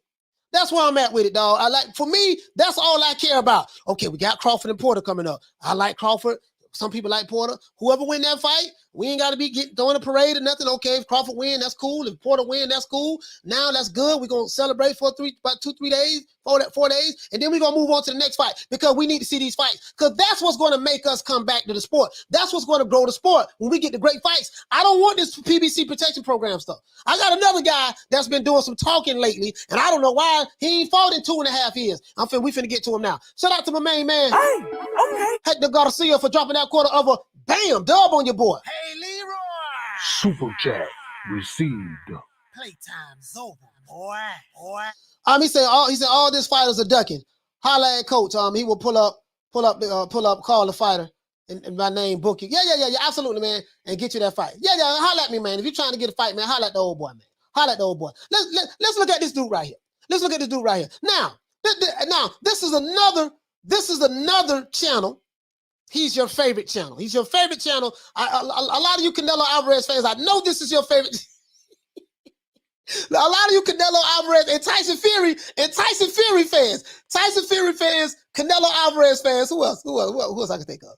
I know this is your favorite YouTube channel right here. My good brother, your good brother, our good brother, Blue. Hey, look, here it goes. But this what tripped me out right here. We ain't gonna play it. This guy right here is Keith Thurman. Keith Thurman. Now I heard the interview, guys. I gotta find it. Keith Thurman. As you know, I don't talk about fighters who's not fighting. Keith Thurman is not a fighter to me. Keith Thurman hasn't had a fight in 2.5 years since he fought Manny Pacquiao in 2019. So I don't talk about fighters who ain't fighting. I only talk about fighters who's fighting. But what kind of like, okay, wait a minute. Keith Thurman is allegedly supposed to be coming back to the sport of boxing. I don't think no one really cares, but he wants to come back to the sport of boxing. But if he comes back, okay, cool, he can help advance the sport. Only problem is Keith Thurman wants to pick and choose who he wants to fight next. And I do believe that Keith Thurman, he needs like a tune-up or two. He needs a tune-up or two because he's been away for over 2.5 years, right? He's been away for about 2.5 years. Keith Thurman, Blue, he's been surprising me lately, dog. He's been surprising me lately. Shout out to Blue, man. He's been surprising me lately. He's been dropping a little truth or two every now and then. We know he lie a lot, but outside of that, he drop a little something. Right here, Keith Thurman. And I saw the actual video where Keith Thurman said it. It's floating around. You guys can look it up. Keith Thurman said that he doesn't know who Bruce Ennis is. He said he doesn't know who Bruce Ennis is. Shout out to Chick. Hey, okay. For dropping that quarter of a bam dub on your boy. Hey, Leroy. Super chat received. Okay, I got you, fam. Playtime's over, boy. All right, Chick, man. Yeah, absolutely. I got you, brother. I'm gonna check it. I'm gonna check it, fam. I got you right here. I got you right there, fam. I'm gonna lock you in. All right, but you get what I'm saying, though, right? Now, Keith Thurman, this dude ain't fought in 2.5 years. He said, Coach, okay, I sent the email cash out for 20. Okay, I got you. Listen, he ain't fought in 2.5 years, but now he's saying that he don't know who Bruce Ennis is. Now, Terrence Crawford know who Bruce Ennis is because, he's fighting and Bruce Ennis is fighting. Errol Spence know who Bruce Ennis is. Shawn Porter know who Bruce Ennis is. Danny Garcia, everybody in boxing know who Bruce Ennis is, but Keith Thurman. Keith Thurman is coming back to fight, right? And Keith Thurman, so Bruce Ennis has called out Keith Thurman as well. And Keith Thurman said that he doesn't know who the guy is. So that means he's not going to fight the guy. And listen, I don't want Keith Thurman, if he comes back to boxing, to fight Bruce Ennis, because that's just a little bit too much for a guy who has not been active in over 2 years, 2.5 years, right? He hasn't been active. So I think at this point, somebody like a Bruce or a Virgil Ortiz, they'll sleep Thurman right now.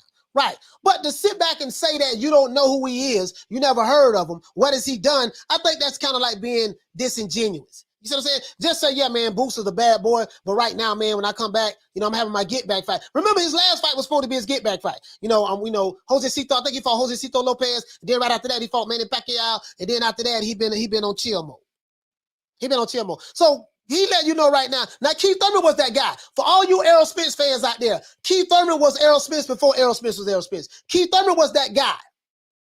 He was the one who fought Shawn Porter. He was the one who fought Danny Garcia. He was the one, he fought the top guys in the welterweight division. When Errol Spence was trying to get a fight with Keith Thurman was chumping them off. I don't know who he is.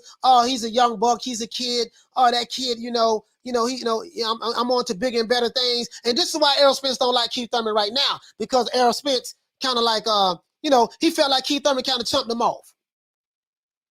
He felt like Keith Thurman kind of chumped him off, right? That's why he don't like him. Right now. He kind of chumped him off. You see what I'm saying? So Keith Thurman, I don't, you know who Bruce Ennis is. You know who he is, bro. You know who he is, Keith. You know who he is. You see what I'm saying? So now, I say all that to say this.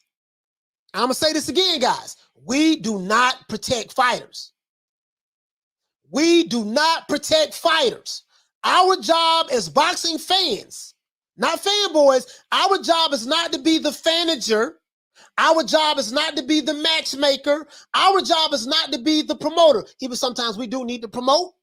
Well, you know what? I take the promoter. Sometimes we do need to promote as fans once the fight is made. Our job is definitely not to matchmake, right? Our job is to push our fighter and others to fight each other. If this is a top guy to the right, I need to see a top guy to the left fight each other. And the only way I can say, again, I have Errol Spence as the #1 guy in the welterweight division, even above my favorite fighter, Terrence Crawford. Why? Because I have to take my emotions out of it, and I have to say, you know what, man, Errol Spence has done more in the welterweight division than Crawford. He beat Danny Garcia and he beat Shawn Porter. I don't count Mikey Garcia. Mikey Garcia was a lightweight. Don't tell me nothing about Mikey Garcia was a junior welterweight. He only had one fight at junior welterweight before he moved up to welterweight. So cut it out. Mikey Garcia was a lightweight. I don't even count that. But I kind of have to count it because Mikey Garcia, I see something. He said, I see something in Spence. Yeah, I see something. Mr. I see something. He went up there and saw and got his ass whipped. So I ain't even mad at Spence for the Mikey Garcia fight because Spence wasn't even thinking about Mikey Garcia. Mikey Garcia was calling Spence out saying he sees something. So Errol Spence gave him what he saw, an ass whipping. So that's fact. So, but anyways, he's fought the bigger names. So even though Crawford is my favorite fighter, I have to give Spence that respect. Now, a lot of you fanboys won't do that because of your fanboyism. And I'm not saying everybody in the chat, you guys are my family, but you get what I'm saying, though. I got to give him that. I have to give him that. But, I want to see these guys fight, though. When all of the top guys fight each other, whoever's the last man standing, that's who you can say, that's that dude, he the best in that division. Because we gotta see it. We gotta see it. That's the only way we're gonna know. It's easy to sit back and say, oh man, this guy don't deserve to fight Canelo. You know, Canelo will smoke him. He'll do this and that. It's good to say that. It's easy to say that. You see what I'm saying? But we won't know it till they fight each other. Or we'll just be having these online debates talking about, yeah, we know if this happened and that. Yeah, I ain't no goddamn matchmaker, dog. I just want to see the fight. Shout out to Brandon Lynn. Hey, okay. We're dropping that quarter of a bam dub on your boy. Hey, Leroy. Super chat received. Playtime's over, boy. Brandon say, Blue Bloods voice, undisputed, 4th division, IBF, WBC, WBA, WBO, IRS, WWE, MTV, UFC, CNN, CBS, Mexican superstar, boxer, Saul Canelo. True. Hey, Brandon. To this day. Hey, for real, though. Hey, for real, though, man. Hey, bro, you hit the nail right on the head, bro. Bro, you hit the nail right on the head, bro. I'm like,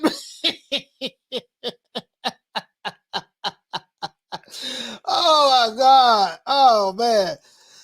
She said Coach will faint if Spence versus Crawford is made. Nah, you know what, Freddie Starr, I won't faint. I'll be happy as hell. I want to see the guys fight each other. Hey, you say But this ball been taking easy matches. Fight another ball. Hey, listen, man. Let's do the phone calls, guys. Let's do the phone calls. Y'all get an old boy call, man. Anybody want to call in? Hold on. Let me see. I think I had a couple people call in already. I had a couple people call in already. Damn, okay. All right, man. Y'all go ahead, man. We setting the calls right now. 530-494. As a matter of fact, let me stop this screen. Hey, man. What y'all think about this weekend, man? Coming up, man. We got the Crawford versus Porter, man. I'm really excited about this fight for both fighters. You know. Now I'm gonna tell you what they're gonna say. I'm finna tell you what they're gonna say. I'm finna give you tomorrow's news today. If Crawford wins, they're going to say that Shawn Porter was old, even though they're both 34 years old. They're going to say that Shawn Porter was Errol Spence's leftovers, even though Shawn Porter had 2 losses before he fought Errol Spence. They're going to say that Shawn Porter was really, he had 1 foot in and 1 foot out of boxing because he's a commentator now and he has a podcast. This is what they're going to say. James. Yeah, James. Yeah, James, I think we better. Well, I got our bet, James. You already know I'm gonna pay you your money. I have our bet, James. You ain't got to worry about that, brother. You're gonna get your money. I have it right here. Let me see. Yeah, I have our bet. Do I have our bet? Yeah, I have it though. I have it. I think we bet at 150.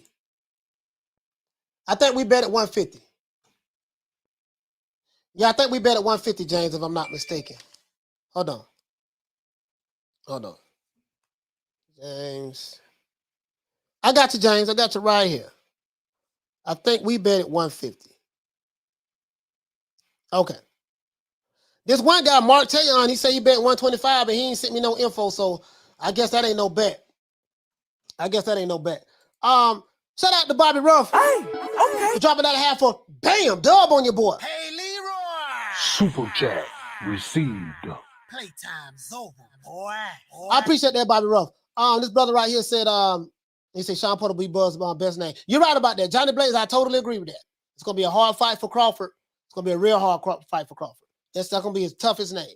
Shawn Porter, boy. Shawn Porter, that if we can get like 10 or 15 more Shawn Porters, if we can get about 10 or 15 more Shawn Porters, dog, boxing will be in a better place. How can you not like Shawn Porter? Shawn Porter, you don't hear Shawn Porter say nobody on the other side of the street. Shawn Porter don't give a damn what side of the street you on. You across the street, over the ocean. He don't give a damn. How can you not like Shawn Porter if you love the sport of boxing? Again, I love Shawn Porter. I just don't like his boxing style. You know what I mean? I never liked his boxing style. But you, and he's from the Midwest. The Midwest fighters are the best fighters. Fighters come out of the Midwest, they ain't nothing to play with, dog.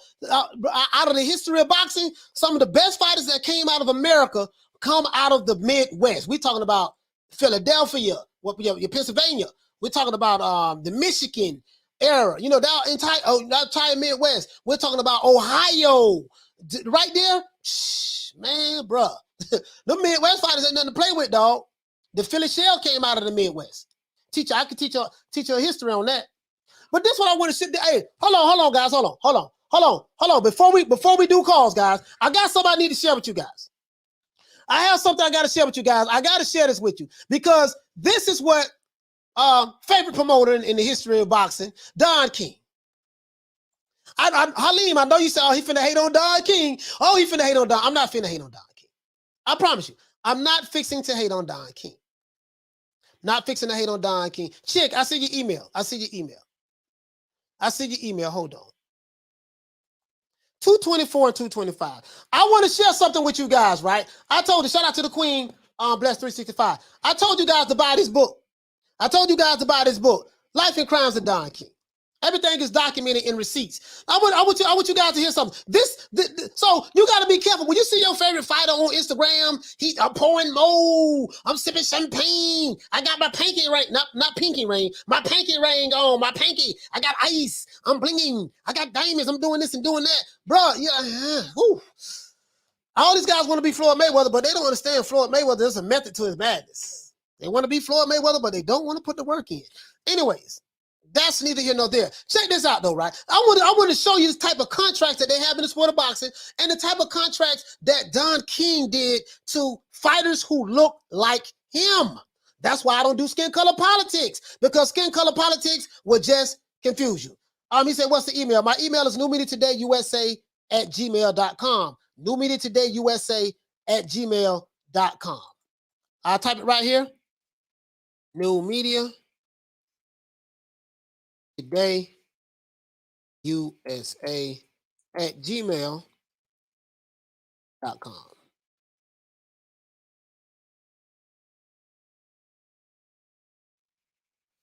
There you go right there.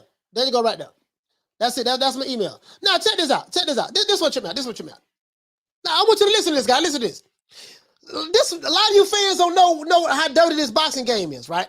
Remember, I pulled the receipts up. The average fighter only makes about $40,000 a year. I know we think that these fighters make millions of dollars. They don't. Because we look at Canelo Alvarez, the Anthony Joshuas, the Wilders, the Furies. We look at and then a couple of the smaller, mid-range fighters, like in the welterweight division, some the top guys. And the top guys, right? We look at that, right? And we think these fighters making a whole lot of money. But the average fighter only makes about $40,000 to $50,000 a year. Literally. Everybody ain't making millions, dog. Everybody ain't riding Lambos and suicide doors and everybody ain't doing that, dog. Everybody's not doing that. And I'm going to tell you how it goes down. Now, the official contract that Don King filed with the Nevada Athletic Commission said that Tim Witherspoon is one of my favorite heavyweight fighters, but I'm going to give you guys a lesson right here. Tim Witherspoon's purse was $400,000. So Don King reported to Nevada Athletic Commission that Tim Witherspoon, he was fighting for a heavyweight, he was fighting for a title. No, he had the belt, he was defending his title at the time. He was promised on contract that he was going to get paid $400,000, and that's what was reported to the Nevada Athletic Commission. And he claimed that Tim Witherspoon had no manager. But Don King's son was the manager of all of Don King's fighters, not most of them. And he took 50% of all of the fighters' purses. Had the receipts on that. This boxing is a dirty game, guys. Right? Now, check this out. Now, it also said that Tim Witherspoon was due to be paid $50,000 for training expenses. So Tim Witherspoon was rumored to be paid $450,000 to fight somebody, right? Finna tell you who it is. But after all of the strange diversions and deductions, because what Don King used to do is this: he'll tell you, hey, look here, check this out, baby boy. You're gonna make $100. You're gonna make $100. You're gonna make $1,000. You're gonna make $2,000 fighting with me. You're gonna make $2,000 fighting with me, right? Boxing with me with this fight, right? But then when the fight is over with and it's time for you to get paid, he started deducting a whole lot of stuff. Well, we had expenses over here. We had hotels you had to pay for your family. We had flight tickets. Then your manager called my son. Wink, wink. My son, he got to get 50%. He get a 50% cut of your gross, and you still gonna be on the hook. Then I got to get my 50%. For the promotion, right? So now you still gonna be on the hook. You still gonna be on the hook to pay the IRS. So a fight with Don King, you're on record to get about $450,000. You'll walk away with like $40,000. This is what's going on. This is what goes on in boxing. So a lot of these dudes ain't making what you think they making, right? Hate to say it, and I'm gonna tell you why a lot of these fighters, they can't, especially I do believe it's the PBC. A lot of these fighters, they can't come out and say anything against Al Haymon. The reason why is because the way Don King did it, when you're a powerful entity in the sport of boxing, fighters make money doing what? Boxing. So if you come out, speak out, turn, say anything negative towards a promoter who you are currently with, guess what? That promoter can blackball you and make sure you don't get any fights. And if you can't get no fights, you can't make no money. You can't make no money. You can't feed your family. So I want you to know this right now. But after all of the strange divergences and deductions, Tim Witherspoon was only paid $116,000. Training expenses again were subtracted, not added. Right? They were subtracted. Right? Carl, which is Don King's son, he took 50% of all of Tim Witherspoon's money from his purse. Tim also had to pay his trainers $30,000 out of his own shrunken share out of his pocket, right? King subtracted from Witherspoon's purse $8,000 sanctioning fee, tickets for the fight, valued at $5,900, a payment to the IRS for $50,000, plane tickets worth $3,400, and a fine for $50. A $50 fine that Don King received. The flavor of King's penny pension is preserved in an internal pre-fight memo by Celia Tuckman. It reads, all fighters will be in writing. He said all fighters will be told in writing that they will receive $30 per day in order to eat some food, right? She broke that down. Tim Witherspoon also went home to Philadelphia, where he is from, a very bitter ex-champ. He said he was messed up about what Don King did to him. This goes on in the sport of boxing a lot. Don King, he did this to black fighters. So I don't want to hear that skin color shit. He did this to black fighters. Yes. Check this out. Tim Witherspoon said he tried to get some fights on his own. He tried to lead Don King. He tried to get some fights on his own, thinking that he was marketable enough as an ex-former champion because he got robbed in this fight. He lost his belt. Don King told him that you was going to lose this fight because he hired an attorney that was outside of Don King's approval, and Don King didn't like that. So he told Tim Witherspoon before the fight started, if you don't knock this guy out, you're going to lose this fight. Because he got the judges on the payroll, the referee, and everything. And that's what happened. So Tim Witherspoon tried to lead Don King, tried to get fights on his own, right? Thinking that he was marketable as a former champion. But Don King controlled all of the other top heavyweights. See, and I mean, he wouldn't let any of his heavyweights fight Tim Witherspoon. Witherspoon found himself blacklisted, frozen out, unemployed, despite his fame. Why am I reading this? PBC has all of the welterweights in the PBC. So when you guys say that, hey man, Terrence Crawford, he ain't fought nobody in the PBC. The reason why he ain't fought nobody in the PBC is because this is the exact same thing that Don King did. When you have all of the fighters on your side of the street, you control whether your fighters are going to fight another guy out on the other side of the street. Tim Witherspoon found that Don King controlled all of the fighters in the heavyweight division, and him being a heavyweight, he was not able to land any fights. So guess what he had to do? He said he crawled back to Don King. He had no choice. Don King told me to fire my lawyer, and he said I did it. He told me to sign a bunch of blank contracts, and I did it. They beat me. Carl King, which is Don King's son, was going to take 50% of my money again. They wouldn't give me copies of any of the contracts that I had signed. I went back into slavery. This is what Tim Witherspoon said. He signed, listen, sorry about that, guys. This is someone calling in. Hey, caller, give me 1 minute. This is what Tim Witherspoon did. He had to go crawling back to Don King because Don King controlled all of the fighters. Don King controlled all of the fighters. Among the contracts Tim Witherspoon signed in 1984 was an exclusive 3-year manager contract with Carl King, which is Don King's son. This contract stipulated that Witherspoon would pay for all trainer salaries, all training expenses, room and board, all transportation, to and from matches, and all telephone calls, and all publicity expenses. Tim Witherspoon, now 28 years old, he was aching for another chance in order to fight for a title, decided to submit to Don King and make the best of a bad situation, accepting the fact that he would not get paid what he's worth, engaged in a series of comeback fights to rebuild his reputation.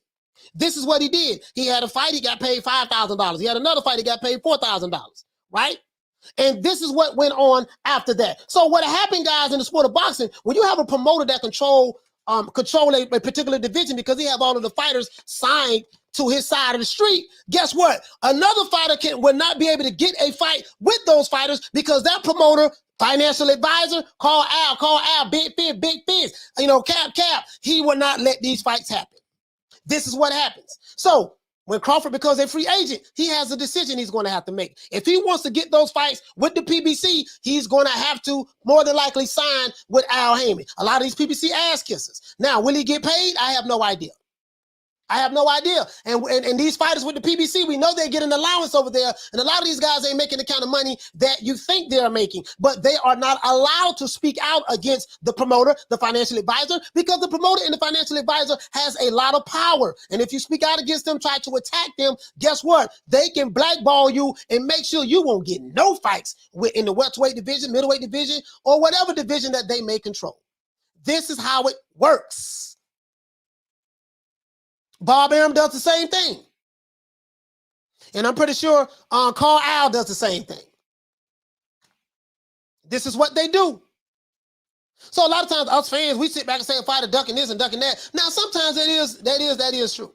That is true. Sometimes that is true. Right? That is true sometimes, right? She says on Grand Taylor, she said, I think so to see Porter being after he loses to Crawford. Nick Rich says, that's why I hate it when people talk about Bud's resume and try to use who he hasn't fought against him as if he's some scrub. Yeah, I mean, they more than likely they don't know. The fans, the average fan don't know, Nick. They don't know. They really don't know, to be honest with you. They don't know.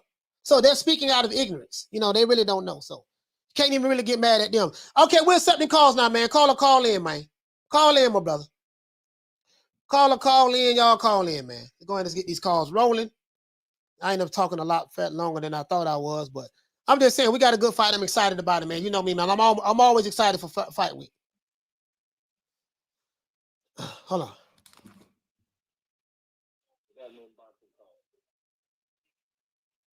To send a voicemail, press 2. Hold on.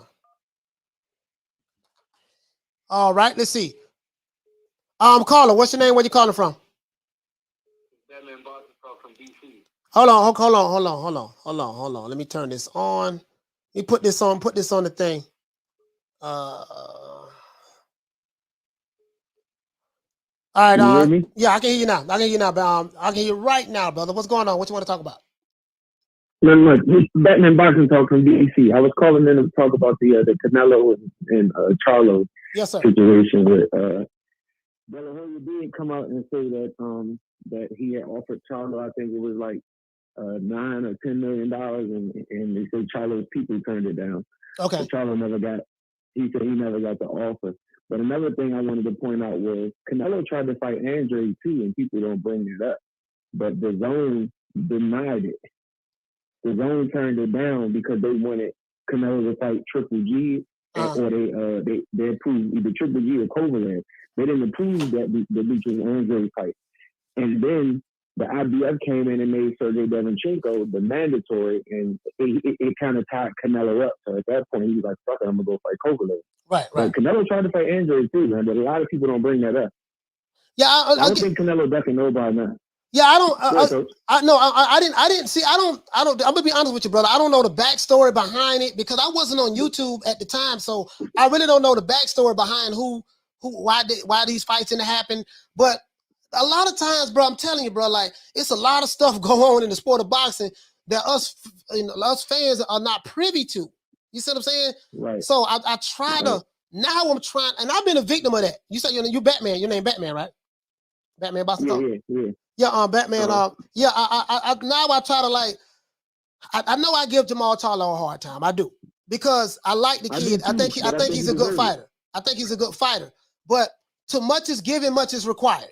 If he's talented, he's good. I just want to see him fight other champions. That's it. That's all I want. That's all I'm asking. I'm not asking him to fight King Kong, Godzilla, Voltron. Just fight another champion. That's all I'm asking. I get you, Coach. And this is another thing I be saying.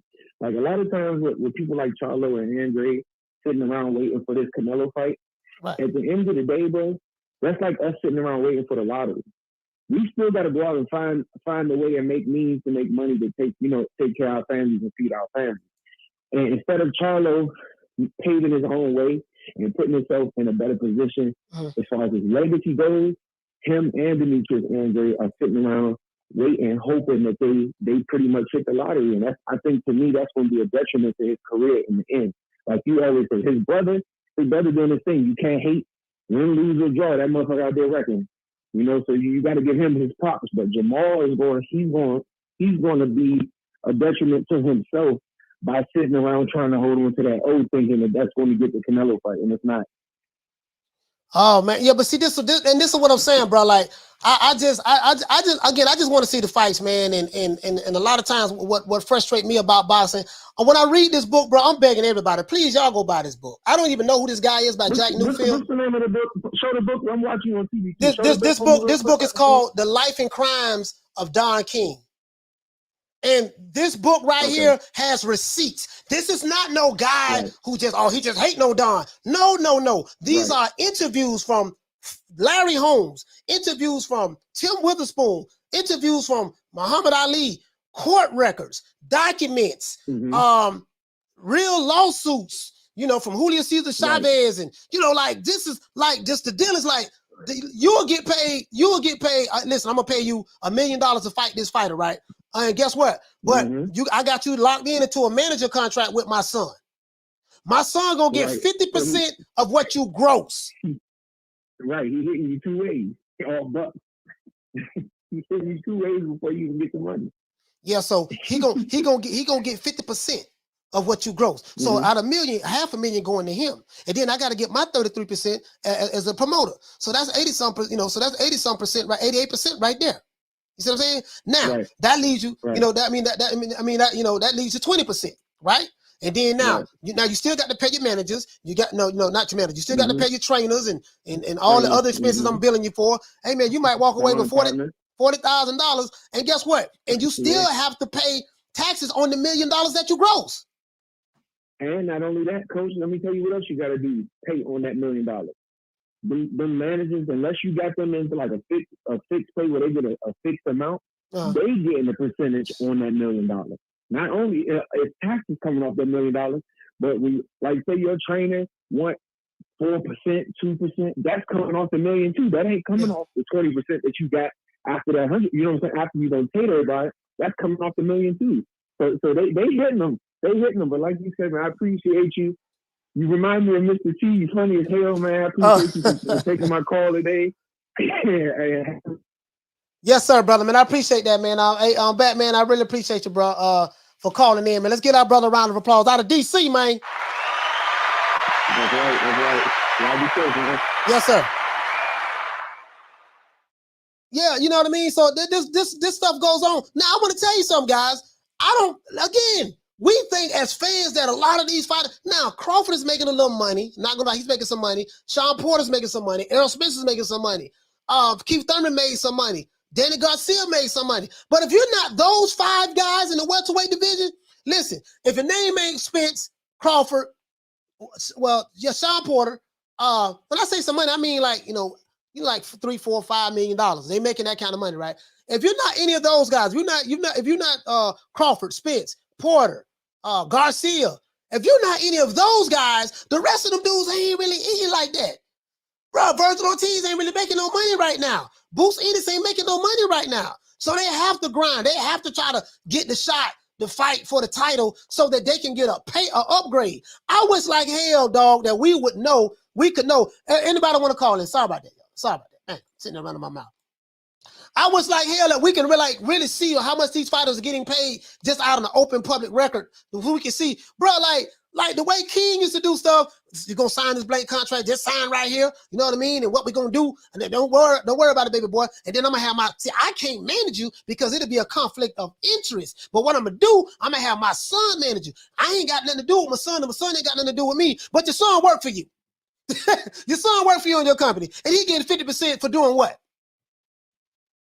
So I just always, and I think that the Floyd Mayweather effect kind of sent the wrong message. Unknown caller. All right, guys, we got a call coming in. Got a call coming in.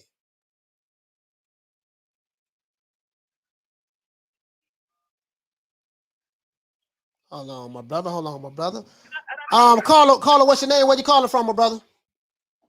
Hey, what's going on, Coach Malachi? This is Tommy here from Arkansas, bro. What's your name, brother? Tommy Hill. Oh, Tommy Hill. What's going on, fam? Yeah, what's going on with you, bro? Yeah, man, what's happening, bro?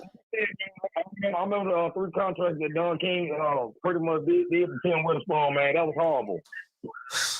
Bro, it brought tears to my eyes. Bro, I'm reading this stuff, bro. Bro, y'all have no idea.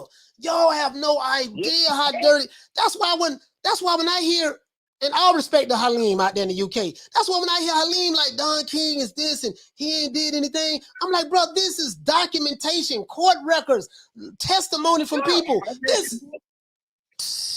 I read that book, big bro. It's one of those things that Don King knew that he could pretty much get in the head of all the fighters because, remember that Black Power stuff, you know what I'm saying, about that revolution stuff, whatever, man, long, you my brother and this and that, whatever. Yeah. You know what I'm saying? Think about it. Remember, you already said you came from that background, so you know I know the game very well.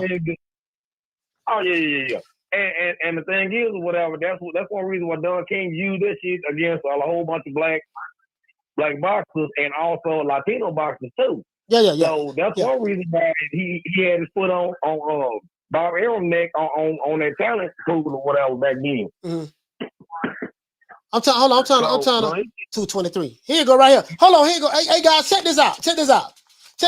Now, check this out. Tim Witherspoon and everybody tried to lead Don King, right? This guy here said that when they went back to this gym, and I think I think it was in Ohio. They went back to this gym to train. Yeah. Don King wanted all of his fighters to train in his gym. Yep. And he charged them. Check this out, guys. So Tim Witherspoon big bro. Check this out.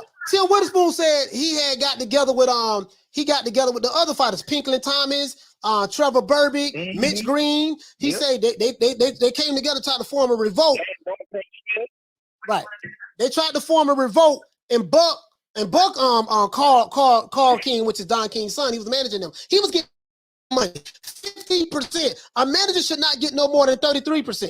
No more than that, top end. You see what I'm saying? Check this out. So this is what he said. Check this out. He said, I even tried to organize all of the fighters at the gym. Leon Spinks, Mitch Green, Pinkley Thomas, Trevor Burbick. He say, but the conditions stayed the same. He said, I would complain to Carl King, which is Don King's son, and Carl would just say, I just have to talk to my daddy, Don King. He said, when I tried to organize the revolt, Don spoke to all of us, and he said, listen, brother, the white man is trying to keep us down. We got to stick together and don't let the white man get between us. He said the very next night, Don King threw a big party at his house. He lived in a mansion in Ohio, and guess who was at the party? All white people. He did not invite none of the black fighters at the event. Ain't there something? Now, he told them, listen, we got to stick together. The white man trying to tear us down. And one day, and the next day, he threw a big-ass party and got nothing but white people there, the same people who he said trying to tear us down, and did not invite none of his black fighters to come. Yeah, and you know what the messed up thing is? He's tired of, how you going to sit there and be tired of with the mob and a couple other powerful people in boxing, you know, talking bad about white people? Julio Cesar Chavez. Hey, listen. For all the brothers and sisters in Mexico, he got Julio Cesar Chavez too. Chavez sued him as well. Okay, all time great, man. You know what I'm saying? He was Canelo his thing, you know what I'm saying, as far as the Mexican people, man. Yeah. Don didn't give a damn who it was. Now, the only guy that this is the crazy part about it. The one guy that in this book said that he really took care of, he looked out for, was Jerry Cooney. He said he paid Jerry Cooney all of his money. You know why, right? Because he was built as a great white hope, and everybody was behind Jerry Cooney, and that was him and Larry Holmes was like one of the biggest draws in the 80s at that time in heavyweight division. Yeah. Hey, listen. Hey, check this out, my brother. Tommy Hill, man, I really appreciate you calling in, man. We're gonna let some other callers get in, my brother. Man, I appreciate you calling in, brother, man. Much love to Tommy Hill, fam. Yeah, you too, man. Yes, sir. Hey, Bless 365, she says, so why the feds never stepped in? Sounds like embezzlement to me. Hey, Bless, check this out. This is another thing. The feds did step in. The feds stepped in. They brought the federal government brought Don King up on tax invasion.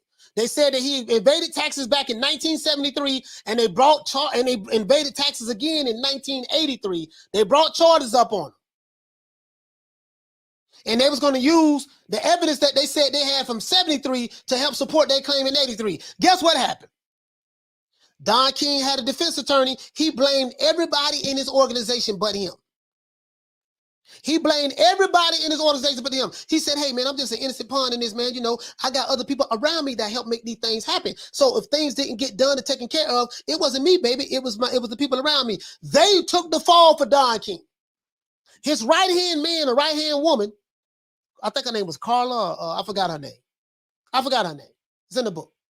She took the fall for Don King because she handled the books, I think. She took the fall for him, and she ended up going to the Fed. She stayed at the camp. She did like four months in the camp. And she got out. Don King took care of her. They came after him. He beat him. That's when they started coming out with the term the Teflon Don. The Teflon Don is Don King. That was before John got it. Hold on, caller. Hold on. Let me try to get this right. Caller, what's your name? Where you calling from? Man, to keep boxing, brother. That's Florida. Major P, what's going on, fam? What's happening with you, bro? I'm chilling, brother. How you doing? Doing good, man. I'm sitting there, man, talking about, man, how a lot of these, like, you really don't know what type of situation certain fighters be in, and you won't know until their career is pretty much over with, because and just Don King did it, but I'm not a fool to think that this stuff is still not going on. So that's all I'm saying. So, but go ahead, Major King. Yeah, that's actually what intrigued me to call in, because you know how we try to do these ring 10 events, and we try to do what we can. We work on the back end to try to help out these boxes and all that.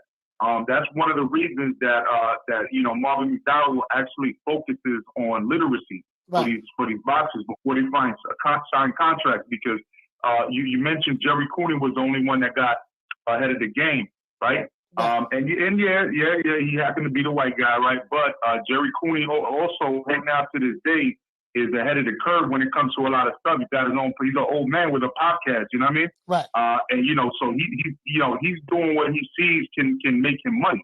And when you talk to him, he's very alert. He's not one of these guys with CTE and stuff like that. So it's one of these things where we have to make sure that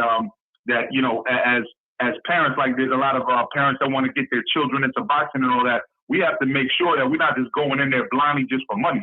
We got to make sure that we, just like in football and stuff like that, you got to achieve a certain academic level in order to go ahead and proceed and still be on the team. So if you just boxing and not really paying attention to furthering your understanding of life and your understanding of business and finances, then you shouldn't be signing a contract. You know what I'm saying? Yeah, I mean, I get it. I do get it, man. Like sometimes people be in really poor situations and they trust this guy's going to get me to the next level, and they look at it as an opportunity. When you're poor and ain't got anything, and you have to make a decision, and you think that this is going to be the best decision for you. You don't know till after you sign and Like, God damn, this stuff ain't working out. And boxing is very brutal. Not only just a brutal sport inside of the ring. That's what I want to say. Go ahead. No, I just want to make a point, right? Let me drop a major key here. So think of it like this. You know, in life, we all get credit. We get a chance at our credit. See, our credit in boxing is health. You know what I mean? And you can't restore that. You know what I'm saying? After 7 years, you know, of bankruptcy, like you literally gonna deal with that for the rest of your life. You know what I mean? So a lot of these guys got to understand that. You know, they're just walking into situations and then they're not confident enough to fix it afterwards because they're already mentally damaged. You know, so that's one thing I want to say. But just jump on the David Benavidez thing. You know, just so other callers could jump in. The David Benavidez thing. As far as he's concerned, look, man, he's in a good position in the sense that because I noticed you said that he was with PBC, but he's actually with Samson Promotions, right? And that's a good thing because he works with PBC. So it's like you know, they work in conjunction because PBC has the network deal, right? Okay. So they work with it, so they can work with other companies as well because Samson Promotion is not one of them dudes that where, you know, you across the street, this and this and that. Now that's why David Benavidez is actually capable of landing those fights. So I trust and believe that if David Benavidez says, yeah, we can make that fight happen, I believe that Samson Promotions will make that happen, especially if the other side, whatever side, whether it's Top Rank, the Zone, whatever, there's going to be a platform, right, for that fight to happen, you know? I hope so, man. We'll see, man. We'll see. I hope so, man. You know me, I want the fights. That's all I care about. long as us fight fans get the fights, that's all I care about, bro. I ain't protecting nobody. No, I didn't say that. I'm saying, like, I believe that, like he actually wants them fights to happen. I believe that. You know what I mean? No, I believe that too. I believe that too. Wholeheartedly. I like David Benavidez. I like David. David. You know what I mean? But anyway, hey man, so anything else you want to drop on, Major Key? No. I wanted to let other callers come in, but I definitely felt intrigued about that. You know, when it comes to the you know, people getting robbed and all that, man. You know, again, they need some kind of confidence for those contracts. That's what Marvin McDowell was saying, man. Shout out to him. And the fact of the matter is that again, it's like credit, but with your health when you go into boxing. So you know what I mean? We got to support these boxers. Yeah, man, I appreciate that, man. And let's give everybody, give Major Key a round of applause, everybody. Shout out to my brother Major Key, man. Y'all please go subscribe, man. Please go subscribe to Major Key, man, boxing, man. Major Key doing a lot of stuff over there. He have a lot of the old school fighters that they get interviews with, and these guys tell you their stories, man. They have some horror stories. And why am I talking about that? Is because we do have a big fight coming up this weekend with Terrence Crawford and Shawn Porter. This is facts. But it's boxing is top heavy. I'm gonna tell you what I mean by top heavy. You have the top guys that's pretty much carrying the sport for the most part, right? Canelo Alvarez is the walking economy when he has a fight. And I mean, just imagine Canelo fought Caleb Plant. You know, he got paid allegedly on the record. We don't know. We only know what's been reported. You know, $40 million. Then he got back end money, so it's $40 million plus. Whatever that is, a certain percentage of the pay-per-view, we don't know. The networks have to make their money. The promoters have to make their money. The financial advisors have to make their money. So after they get their cut, whatever is left over from the pay-per-view, I guess that the fighters will get their percentage of that. So when Canelo has a fight, how many seats are sold in a venue?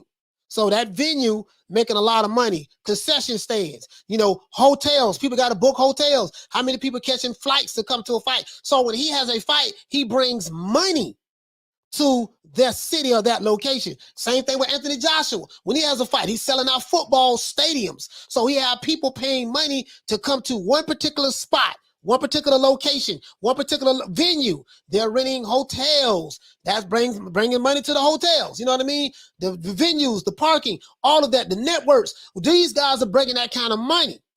Then you have other fighters, you know, they do well on a smaller circuit, mediocre circuit. You know, Wild and Fury, they did okay. They did pretty good. They 3 fights, right? And outside of them, you go down to the welterweight division. The middleweight division ain't really did nothing. You know, you go down to the welterweight division. Errol Spence been doing his thing. You know, getting matched up with some good fights, and they doing 40-some thousand in Dallas Stadium and doing 350,000 pay-per-views, then 300, then 250. You know what I mean? You know, when it's a big whale in boxing, like how Mike Tyson was, how Floyd Mayweather was when he was around. They are walking economy. They're bringing this kind of money. You know what I mean? Somebody like a Jaime Mugiel, he ain't bringing no economy like that. Someone like a Crawford, he would not bring no economy like that outside of Omaha, Nebraska. Shawn Porter wasn't bringing no economy like that. You know, I'm just saying he wasn't. You know what I mean? So the top heavy, the top fighters are the ones who pretty much carry the sport for the most part. And if you look at what these fighters are getting paid on the undercard, these fighters on the undercard, they get, whoo, boy. If you could be a co-main event, that's where you can make a little bit money at, a little bit. But these fighters on the undercard, like the first guy that has a fight, the second guy, the third guy, the fourth guy that's leading up, the fourth match, man, them dudes ain't making no money, man. $25,000, $15,000, $10,000. Them dudes ain't making no money, man. Them dudes ain't making no money. They're not making no money. You see what I'm saying? So we gotta, a lot of times, a lot of these fights don't happen. And I've been a victim of this, guys. I'm not going to say it. I got to man up. I've been a victim of this by saying that this fighter's ducking that fighter ducking that fighter, this and that, this and that. And there are some cases where fighters do actually duck. I can't front. There are some cases where fighters be like, no, I'm going to stay far away from that guy. You know what I mean? They don't want to fight. There are some cases where that happened, right? But a lot of times, man, if a fighter, if a promoter or a financial advisor, let's say I'm a lightweight. I'm a lightweight, right? If I want to get any championship fights in the lightweight division or any fights, I'm going to have to go through Top Rank. Bob Arum has pretty much all of the top name lightweights. You see what I'm saying? He controls that. So in order for, let's say I say, F Bob Arum, I don't care nothing about you, Bob Arum, the hell with you. If I'm a fighter, guess what? Bob Arum can say, you know what, I'm going to make sure you don't get no fights over here on my side of the street. You won't get a chance to get no championship fight, especially if that promoter have all the belts. That's how it is. You get blackballed just like that. You get blackballed.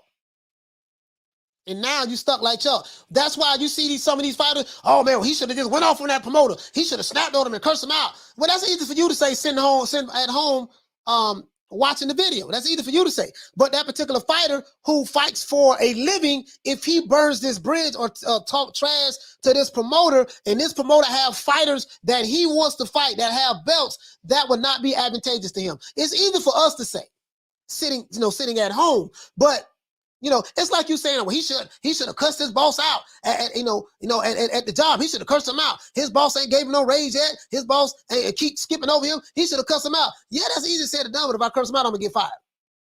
And in my field, let's say I work in the automotive industry. If I get fired, my boss owns all of the car dealerships on the East Coast. So he can make sure that I don't get no jobs at no other car dealerships. So sometimes you gotta bite your tongue. You got to bite your tongue. You see what I'm saying? It is what it is, bro. It is what it is. So it's easy. It's easy for us as fans to sit back and say, yeah, man, what it is. See, check this out. Yeah, he should have did this. And he should have did that. I never would have put up with this. You're lying.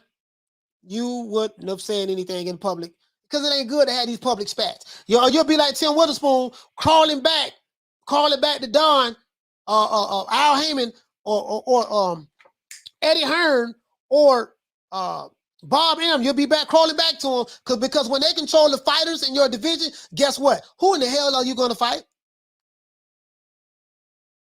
Who in the hell are you going to fight?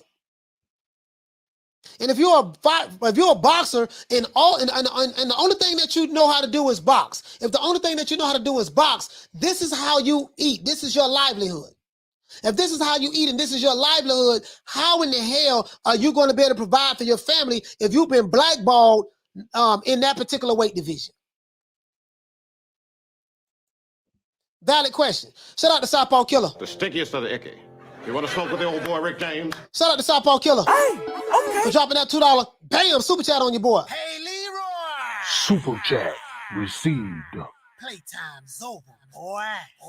Let me say, Coach, do you think Al doing Gary Russell dirty? Man, I don't know what's going on with that situation there, Southpaw. I do not know what's going on with that situation, bro. I really don't. I do not know what's going on with that situation. And Brandon says, if you can get the mandatory spot, you can talk. But even the promotions have influence over the sanction body. Oh, yes, they do. Brandon, you hit the nail right on the head, fam. And right here, Don King controlled the sanctioning bodies. Him and Jose Suleiman, Mauricio Suleiman's father. Oh, him and Don King did good business together. Used to get all the Don King fighters ranked in the top 10. Any fighter that wasn't a Don King fighter was not going to be able to fight for the belt. Don King had fighters who wasn't with his company anymore. He had them stripped of belts. Jose Suleiman, Mauricio Suleiman's father. Yes, this is documented. Dates. The dates it happened, who did it, who said what, how it went down. Everything is in this book. I advise you guys to buy this book. Sanctioned by, well, he ranked number such and such. He ranked number such and such. Yeah, he ranked that. All De La Hoya got to do is go holler at the IBF. IBF, check this out, baby boy. Listen, man, you got Jaime Munguia ranked number 12 in the IBF. I need you to move him up a little bit. I noticed that you got the first spot and the second spot vacant. I need you to move him up a little bit. Check this out. He go a couple of dollars. I need you to move him on up. That's how this works. And you know when a fighter have a fight, right? Guess what? Guess who pays the referee? The promoter. The promoter pays the referee. Think he pays every goddamn body. The judges, all that. That's why you'll see, like, you know, if the fix is in and you see a referee just automatically just like, kind of like a Mildred Taylor or Julio Cesar Chavez fight. When Richard Steele just waved the fight off, he looked at him, Mildred Taylor stood up, he looked down and he was talking to him, and automatically he just did just like that. To me, that was a fixed fight. Julio Cesar Chavez was a Don King Promotions fighter. And Mildred Taylor was pretty much giving Chavez that work. You know what I mean? And Chavez was getting beat a little bit too, but he was pretty much giving him that work. He got dropped with 2 seconds left in the fight. He got back up, and Richard Steele, see the promoter, everybody, that's why I told you this shit kind of like WWE, guys, because the promoter controls everything. He controls everything. You'll see a fight just automatically get waved off too fast, too soon. More than likely, that's it. You see a fight where you know this guy was getting beat. This guy got beat like 10 rounds. Next thing you know, it's a draw. True. Next thing you know, it's a draw. Then how does it draw, man? I don't hit this guy 500 times. Listen, I landed 500 punches. This guy landed 20 punches. I landed 500 punches. This guy landed 20 punches. Yet it ended up in a draw. Frank Vargas, he said that what's the name of this book? The name of this book is called The Life and Crimes of Don King. Got a lot of boxing stuff in here. A lot of good boxing stuff. Receipts. It's receipts. This is everything documented. Court records, contracts, testimony from the fighters. That's what it is. So unless all of them lying, then Suleiman has 2 belts floating around. Hey, Nick Rich, Suleiman has 2 belts floating around while fans dispute over who's undisputed. Politics like his daddy. Yes. He learned it. He got it honestly. Nick. He got it honestly. They got us fighting online. Oh man, this dude, he undisputed. He is undisputed. He ain't undisputed. He is undisputed. Well, how you know he's undisputed? Well, he's disputed. He is the disputed lightweight champion of the world because of this. This guy created the belt out of nowhere. Yeah, we sitting there having all these arguments, and guess what? Teofimo got 2 WBC belts. He's paying sanctioning fees for both of them. Ain't that some shit? How you gonna have 2 of the same belt and gotta pay sanction fee for both belts? He say that is what Bob Arum is doing with the WBO title. Yeah, and the WBO title and Al Haymon did it with the WBC title. Yeah, for sure. Al Haymon do it too. Yes, Al Haymon do it too. I know it ain't popular because I know these guys love some PBC. They love Al, but guess what? Al ain't no goddamn angel. You see what I'm saying? Bless says Coach need a profit. For promoting the book. I want to read it now. Yeah, it's a good book. Hey, Bless, it's a good book, I'm telling you. I don't read it already. I just like to, share it. I'm sorry to Graham Taylor. Hey, okay. Dropping that $2. Bam, super chat on your boy. Hey, Leroy. Super chat received. Playtime's over, boy. Graham says I'm hitting the like button for free, folks. Yes, sir, man. If you're new to the channel, please subscribe and hit the like button. Brandon says, he said Jack Reese jumped in to save Jaime in the 9th round. Hey, listen, bro, I'm tell you, boy, this is daddy. The referee is always in on it. this is just like the WWF, right? WWF, WWE. The referee is one of the major parts of a boxing match. The referee. Keep your eyes on the ref. Watch how he reffing the fight. You know what I mean? I watch how he reffing the fight. You know, I was thinking the same. I was thinking Hearn would be different, but after that Campbell Hatton foolishness, I was noticing ain't no different. Oh yeah, absolutely. Campbell and Hatton, man, Hatton got his ass whooped. He know he lost. That's what it is. He says, Chavez ruined Taylor. Nah, I ain't gonna say Chavez ruined him. I think, bro, he got his heart broke off that, bro. And then of course he fought Chavez again, and Chavez beat him. But I'm saying that particular moment in time, Raw Dog, yeah, man, bro, this is. He say, it's a corrupt business code. Yeah, it is. It's very corrupt. It's very corrupt. That's why I'm always in favor, guys, of a fighter getting paid as much money as he's supposed to make. But this is the problem, though. This is the problem, though, guys. As you can see, the old Don King playbook, yeah, you're going to make, now, on record, you're going to make $400,000. But they got so much stuff in that contract. He's going to make $400,000. Every time he say, call Al, charge him $25,000 for every call Al's. Every time he say big fish, take another $10,000 out for big fish. So we're going to hit him for $25,000 for call Al, another $10,000 for big fish. You know what I mean? Cap. And when he say cap, that's another $5,000. I'm from Dallas, Texas. Every time you say from Dallas, Texas, hit it with another $1,500. You know what I mean? Then check this out. And then guess what? We bought him that house he live in. That's a nice house he got. You know what I mean? We bought Jamal. Jamal got the choker chain on. He got ice. He blinging. He doing good. He took choker chain. We set up. He got an Instagram account. He's flossing right now. He doing good. Agent Broner, we had him set up, and now he in jail some goddamn well. So Agent tripping. You know what I mean? He talking about he want his money and all that stuff there. He asking so many questions about his money, but don't worry about that. So we got everything set up for you. And you know, and now listen now in this contract now, you had in this contract. And this is what I'm hearing. I have no proof of this, guys. I have no proof of this. But allegedly, in the contracts, you cannot say anything bad about Al Haymon. Can't say anything bad about Al Haymon. As a matter of fact, I'm going to charge you $2,000 every time you go out in public and do not promote me. Do not promote my name. Southpaw Killer said, Coach, you can see the slime trail following Suleiman when he walks. That dude is the worst. Yeah, man. Yeah, man. Bon Scott said, great fight, but Mughal won. Yeah, Mughal did win. He won that fight.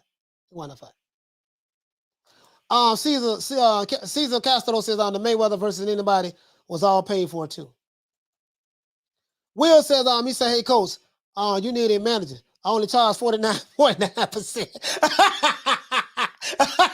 True. Hey, man. Hey, for real, though. He said Mayweather versus McDonald was all stage, too. Talk about the first one. Oh, the first one. Talk about the first fight. Man, he said, bro. He said, Coach, how could you make sure the ref is not bought off? You can't. You can't because do you know it's the promoter's job to pay the ref. It's the promoter's job to pay the ref. The promoter is responsible for paying the referee. So once you do that, there's no independency right there though. Once that's done, that's bar knockout. You know. I'm just saying, like, it's the promoter's. Check this out. It's the promoter's job to pay the referee. So if I'm promoting a fighter, let's say I'm promoting a fighter, right? Let's say I'm promoting a fighter. We got a call coming in, guys. Hold on.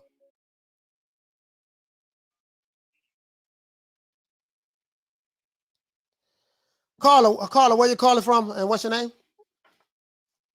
What's up, man? This is Steve from California. Steve, what's going on, fam? Chilling, man. Hey, just this is my probably second, third time I've been listening to your show, and it sounds good. It sounds like you know what you're talking about. All I wanted to say was I'm happy that Charlo's getting this fight because Canelo needs to tune up. You know what I mean? He needs to take the fight off. Take a little easy fight. And two, and more importantly, I feel like everybody that's listening to this show and listening to any type of boxing podcast on YouTube or wherever the case may be, like you're a hardcore, I would think, if you're going this far out of your way to get content. We all need to get together and support this fight. support Terrence Crawford, Shawn Porter, and do your best to buy the pay-per-view. Yeah. I don't want to hear anybody complaining about big fights not being made, and at the same time, we're not supporting these fights. This is a great fight. There's no two ways around it. Top Rank and Al Haymon, they're working together, and they're making this happen, so we need to do our best to support. Please do your best to not scream and encourage these fighters, these promoters to work together. Because I feel like I was one of the few people that bought Terrence when he fought Postol. Yeah, I bought Ward versus Kovalev. Yeah, me too. But that's all I'm going to say is just we need to get behind it and support them and buy the pay-per-view and encourage people to watch the fight because it's going to be a great fight. Yeah, man. And listen, man, Steve, man, I really appreciate that, fam, man, because we got to support the fighters, man. They will get a cut of this pay-per-view. Hopefully they will. The event, it has sold out, and from what I'm hearing, so, man, we just got to support these fighters, get behind these guys, irregardless of who you like. Just get behind them because these promoters, man, are pieces of oh, boy, I hate these promoters. That's what I do. But I hear you. But Steve, let's give Steve a round of applause, man. I really appreciate you calling in, my brother.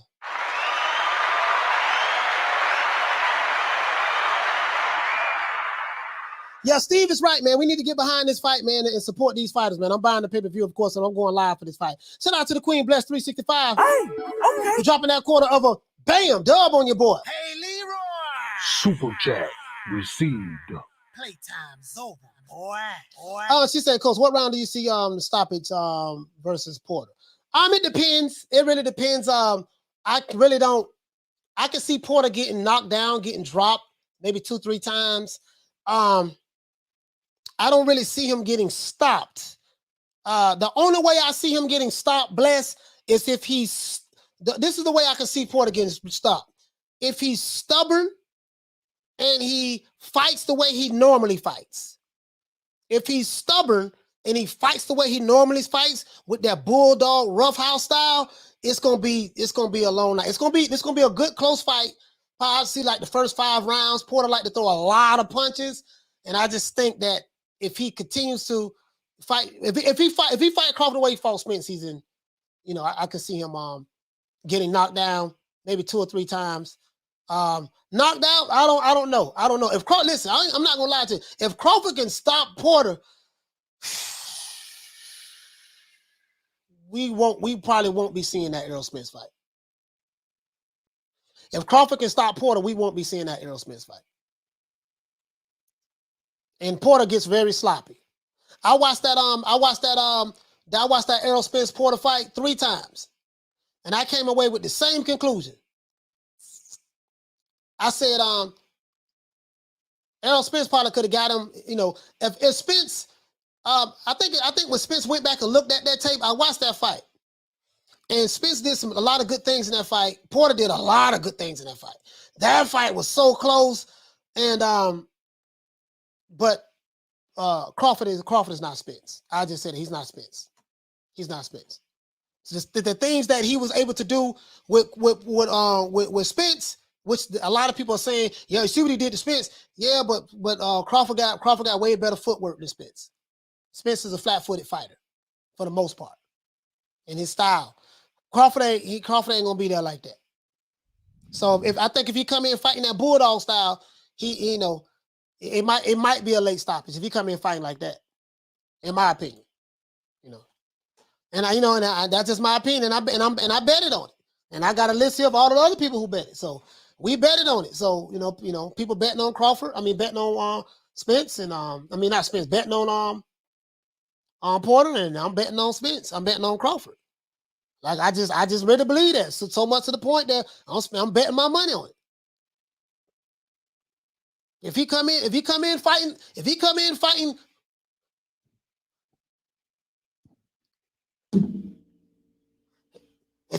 doing that, turn, if he come in doing that like he normally do, yeah. If he come in doing that, I feel that he gonna get his ass stopped like that. I feel if he come in like that, the style he fought Porter with, fought Spence with, that ain't gonna work. That's how I feel. That's how I feel. You know what I mean? He says on Crawford by split decision, Porter doesn't fight the same way he did 3 years ago, in my opinion. Shit, yeah, he do. He fought the same way he did. Yeah, he do. He fought the same way. He fought it against Sebastian Formella. He fought the same way against he fought the same way against Errol Spence. He fought the same way against Adrian Broner. Yes, he fought. He tried to mix it up against Ugas a little bit. Then he went back to what he know how to do. Caller. You know what I mean? So yeah, he fight the same way. He fight the same way. Yeah, Porter fight the same way.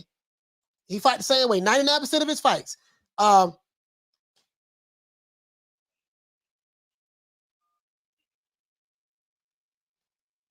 on. Caller, what's your name? Where you calling from, fam?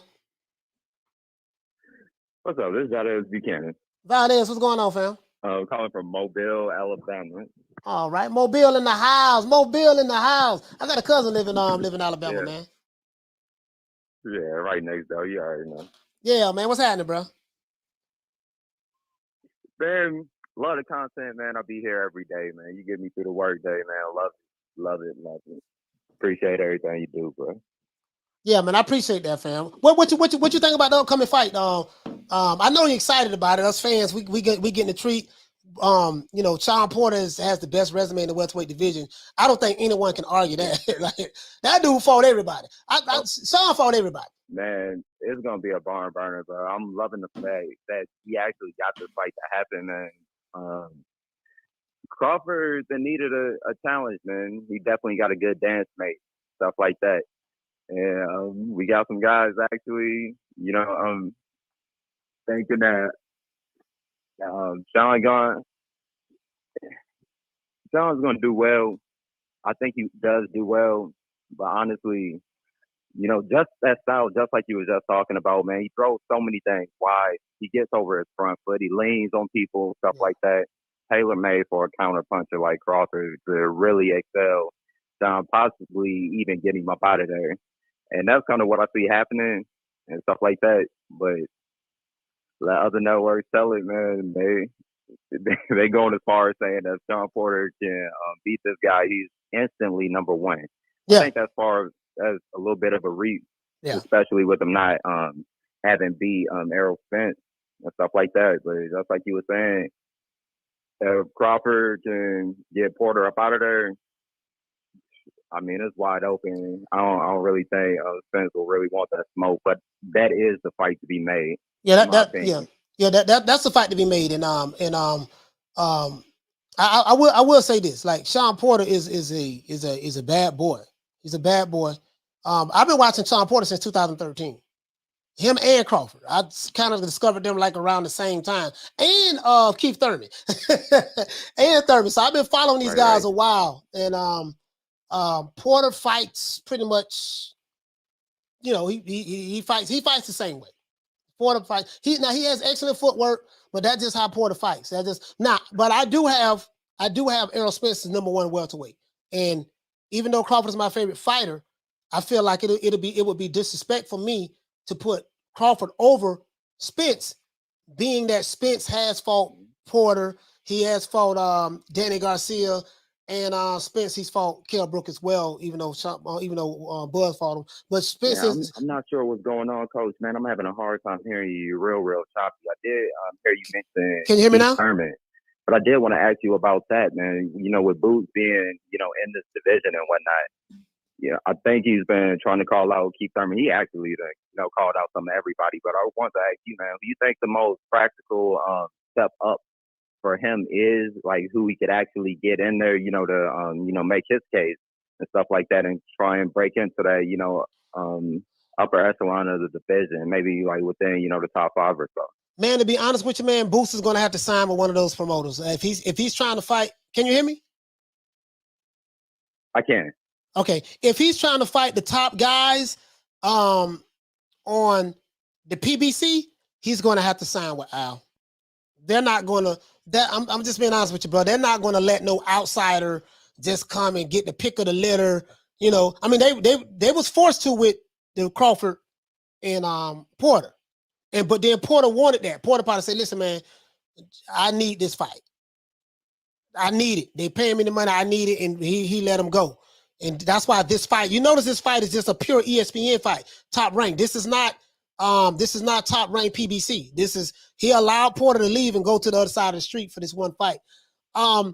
Boots Ennis, he's not going to get the top guys, though. He's not going to get him until he aligns himself with one of the power brokers in the sport of boxing. That's either going to be Top Rank, that's either going to be PBC, and it makes more sense to be PBC since Crawford is leaving. This is his last fight.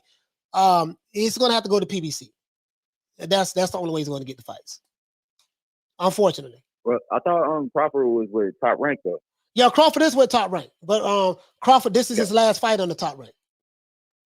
Got you. Yeah. So you think you need one of those major deals in order to start, getting the fights, essentially? Yeah, I'm talking about Boots. We're talking about Boots, right? Right. Yeah, Boots is going to have to sign with PBC more than like. He's going to have to go to Al Haymon, and once Al gets him under his umbrella, he'll be able to get those fights. Yeah. It's going to be a beautiful thing, man, when he actually in there, with some quality competition to test himself, man, because, like, in my opinion, man, Crawford has been the best switch hitter in the game thus far. So, like, Boots is a little bit more fluid, man. He fights evenly on both sides. It's a beautiful thing to behold, man. I enjoy watching that kid a lot. Yeah, listen, man, so, like really Boots, can't wait to see him in there. Boots Ennis is a problem. Like, this dude here, man, he's going to run Crawford, Spence. Now, you know what? Wait a minute.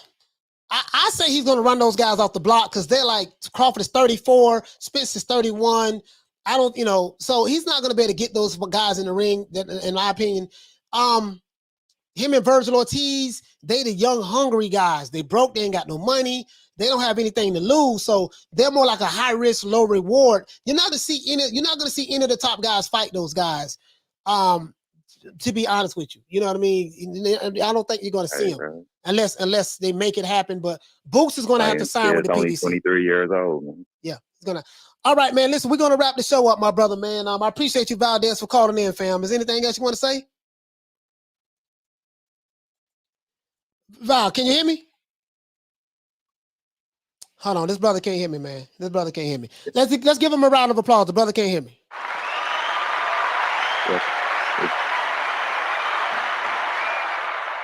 Yeah, sorry about that, guys. For some reason, he couldn't hear us, man. Valdez, I'm sorry about that, brother. Valdez from Mobile, Alabama.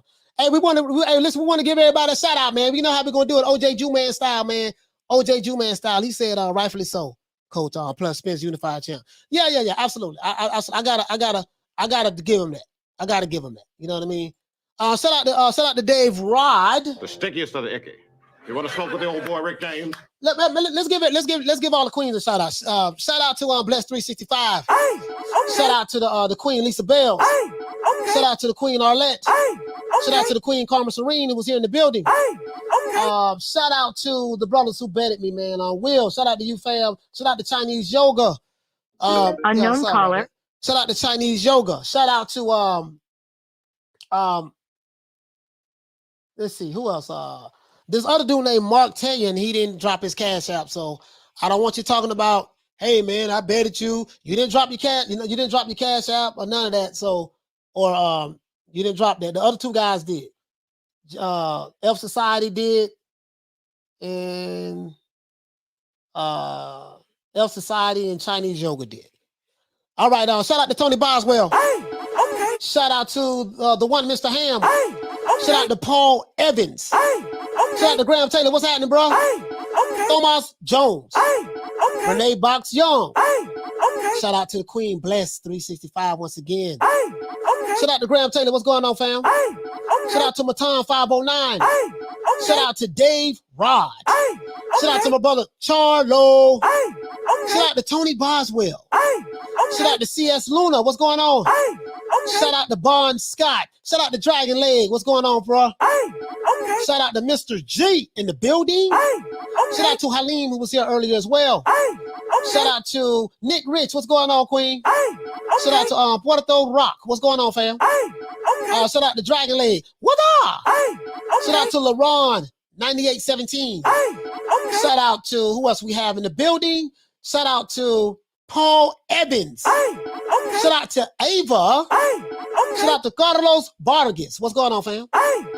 Shout out to who else we have? Southpaw Killer. What's going on, bro? Shout out to Brandon Lins. What the lick read? Shout out to Thomas Jones. What's going on, brother? Shout out to Caesar Castro. What's happening? Shout out to Louis James. Shout out to Graham Taylor. Shout out to who else we have? Big Demond. What's going on, fam? That Big Demond or Big Demon? I don't know which one that is. Shout out to the Axiom. Shout out to Raw Dog. What's going on, bro? Shout out to MPB Bamon. What's up? MPP Bam NOI? Let's see. Shout out to who else we have? You know how we do. We got to make sure we give everybody a shout out. If you're new to the channel, please subscribe, hit the like button. If you're new to the channel, please subscribe, hit the like button. And I also want to send a shout out to everyone who's listening to this podcast on Amazon and on Spotify. Shout out to everybody who's watching this on Twitter and Facebook. Shout out to Bon Scott. Shout out to Mr. G. Shout out to who else we have? I think I got everybody. Shout out to Mike Wilson. What's going on, bro? Shout out to Jimmy John. Jimmy John, what's happening? Shout out to LaRon. What's going on? CS Luna once again. Chuck Supremacy. He said, I thought Boost was PBC. No, he's not PBC, fam. I think he has a deal with Showtime, but he's not PBC. I thought he was too, but he's not. He's not. Shout out to Fanboy Killer in here. Shout out to Freddie J. Shout out to Major Key Boxing, who was here early as well. Shout out to Major Key Boxing.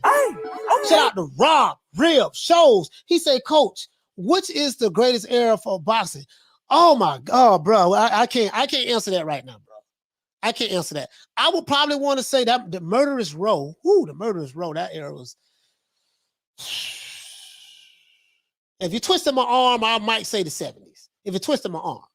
If you twisted my arm, I'm gonna say the 70s. 70s and 80s.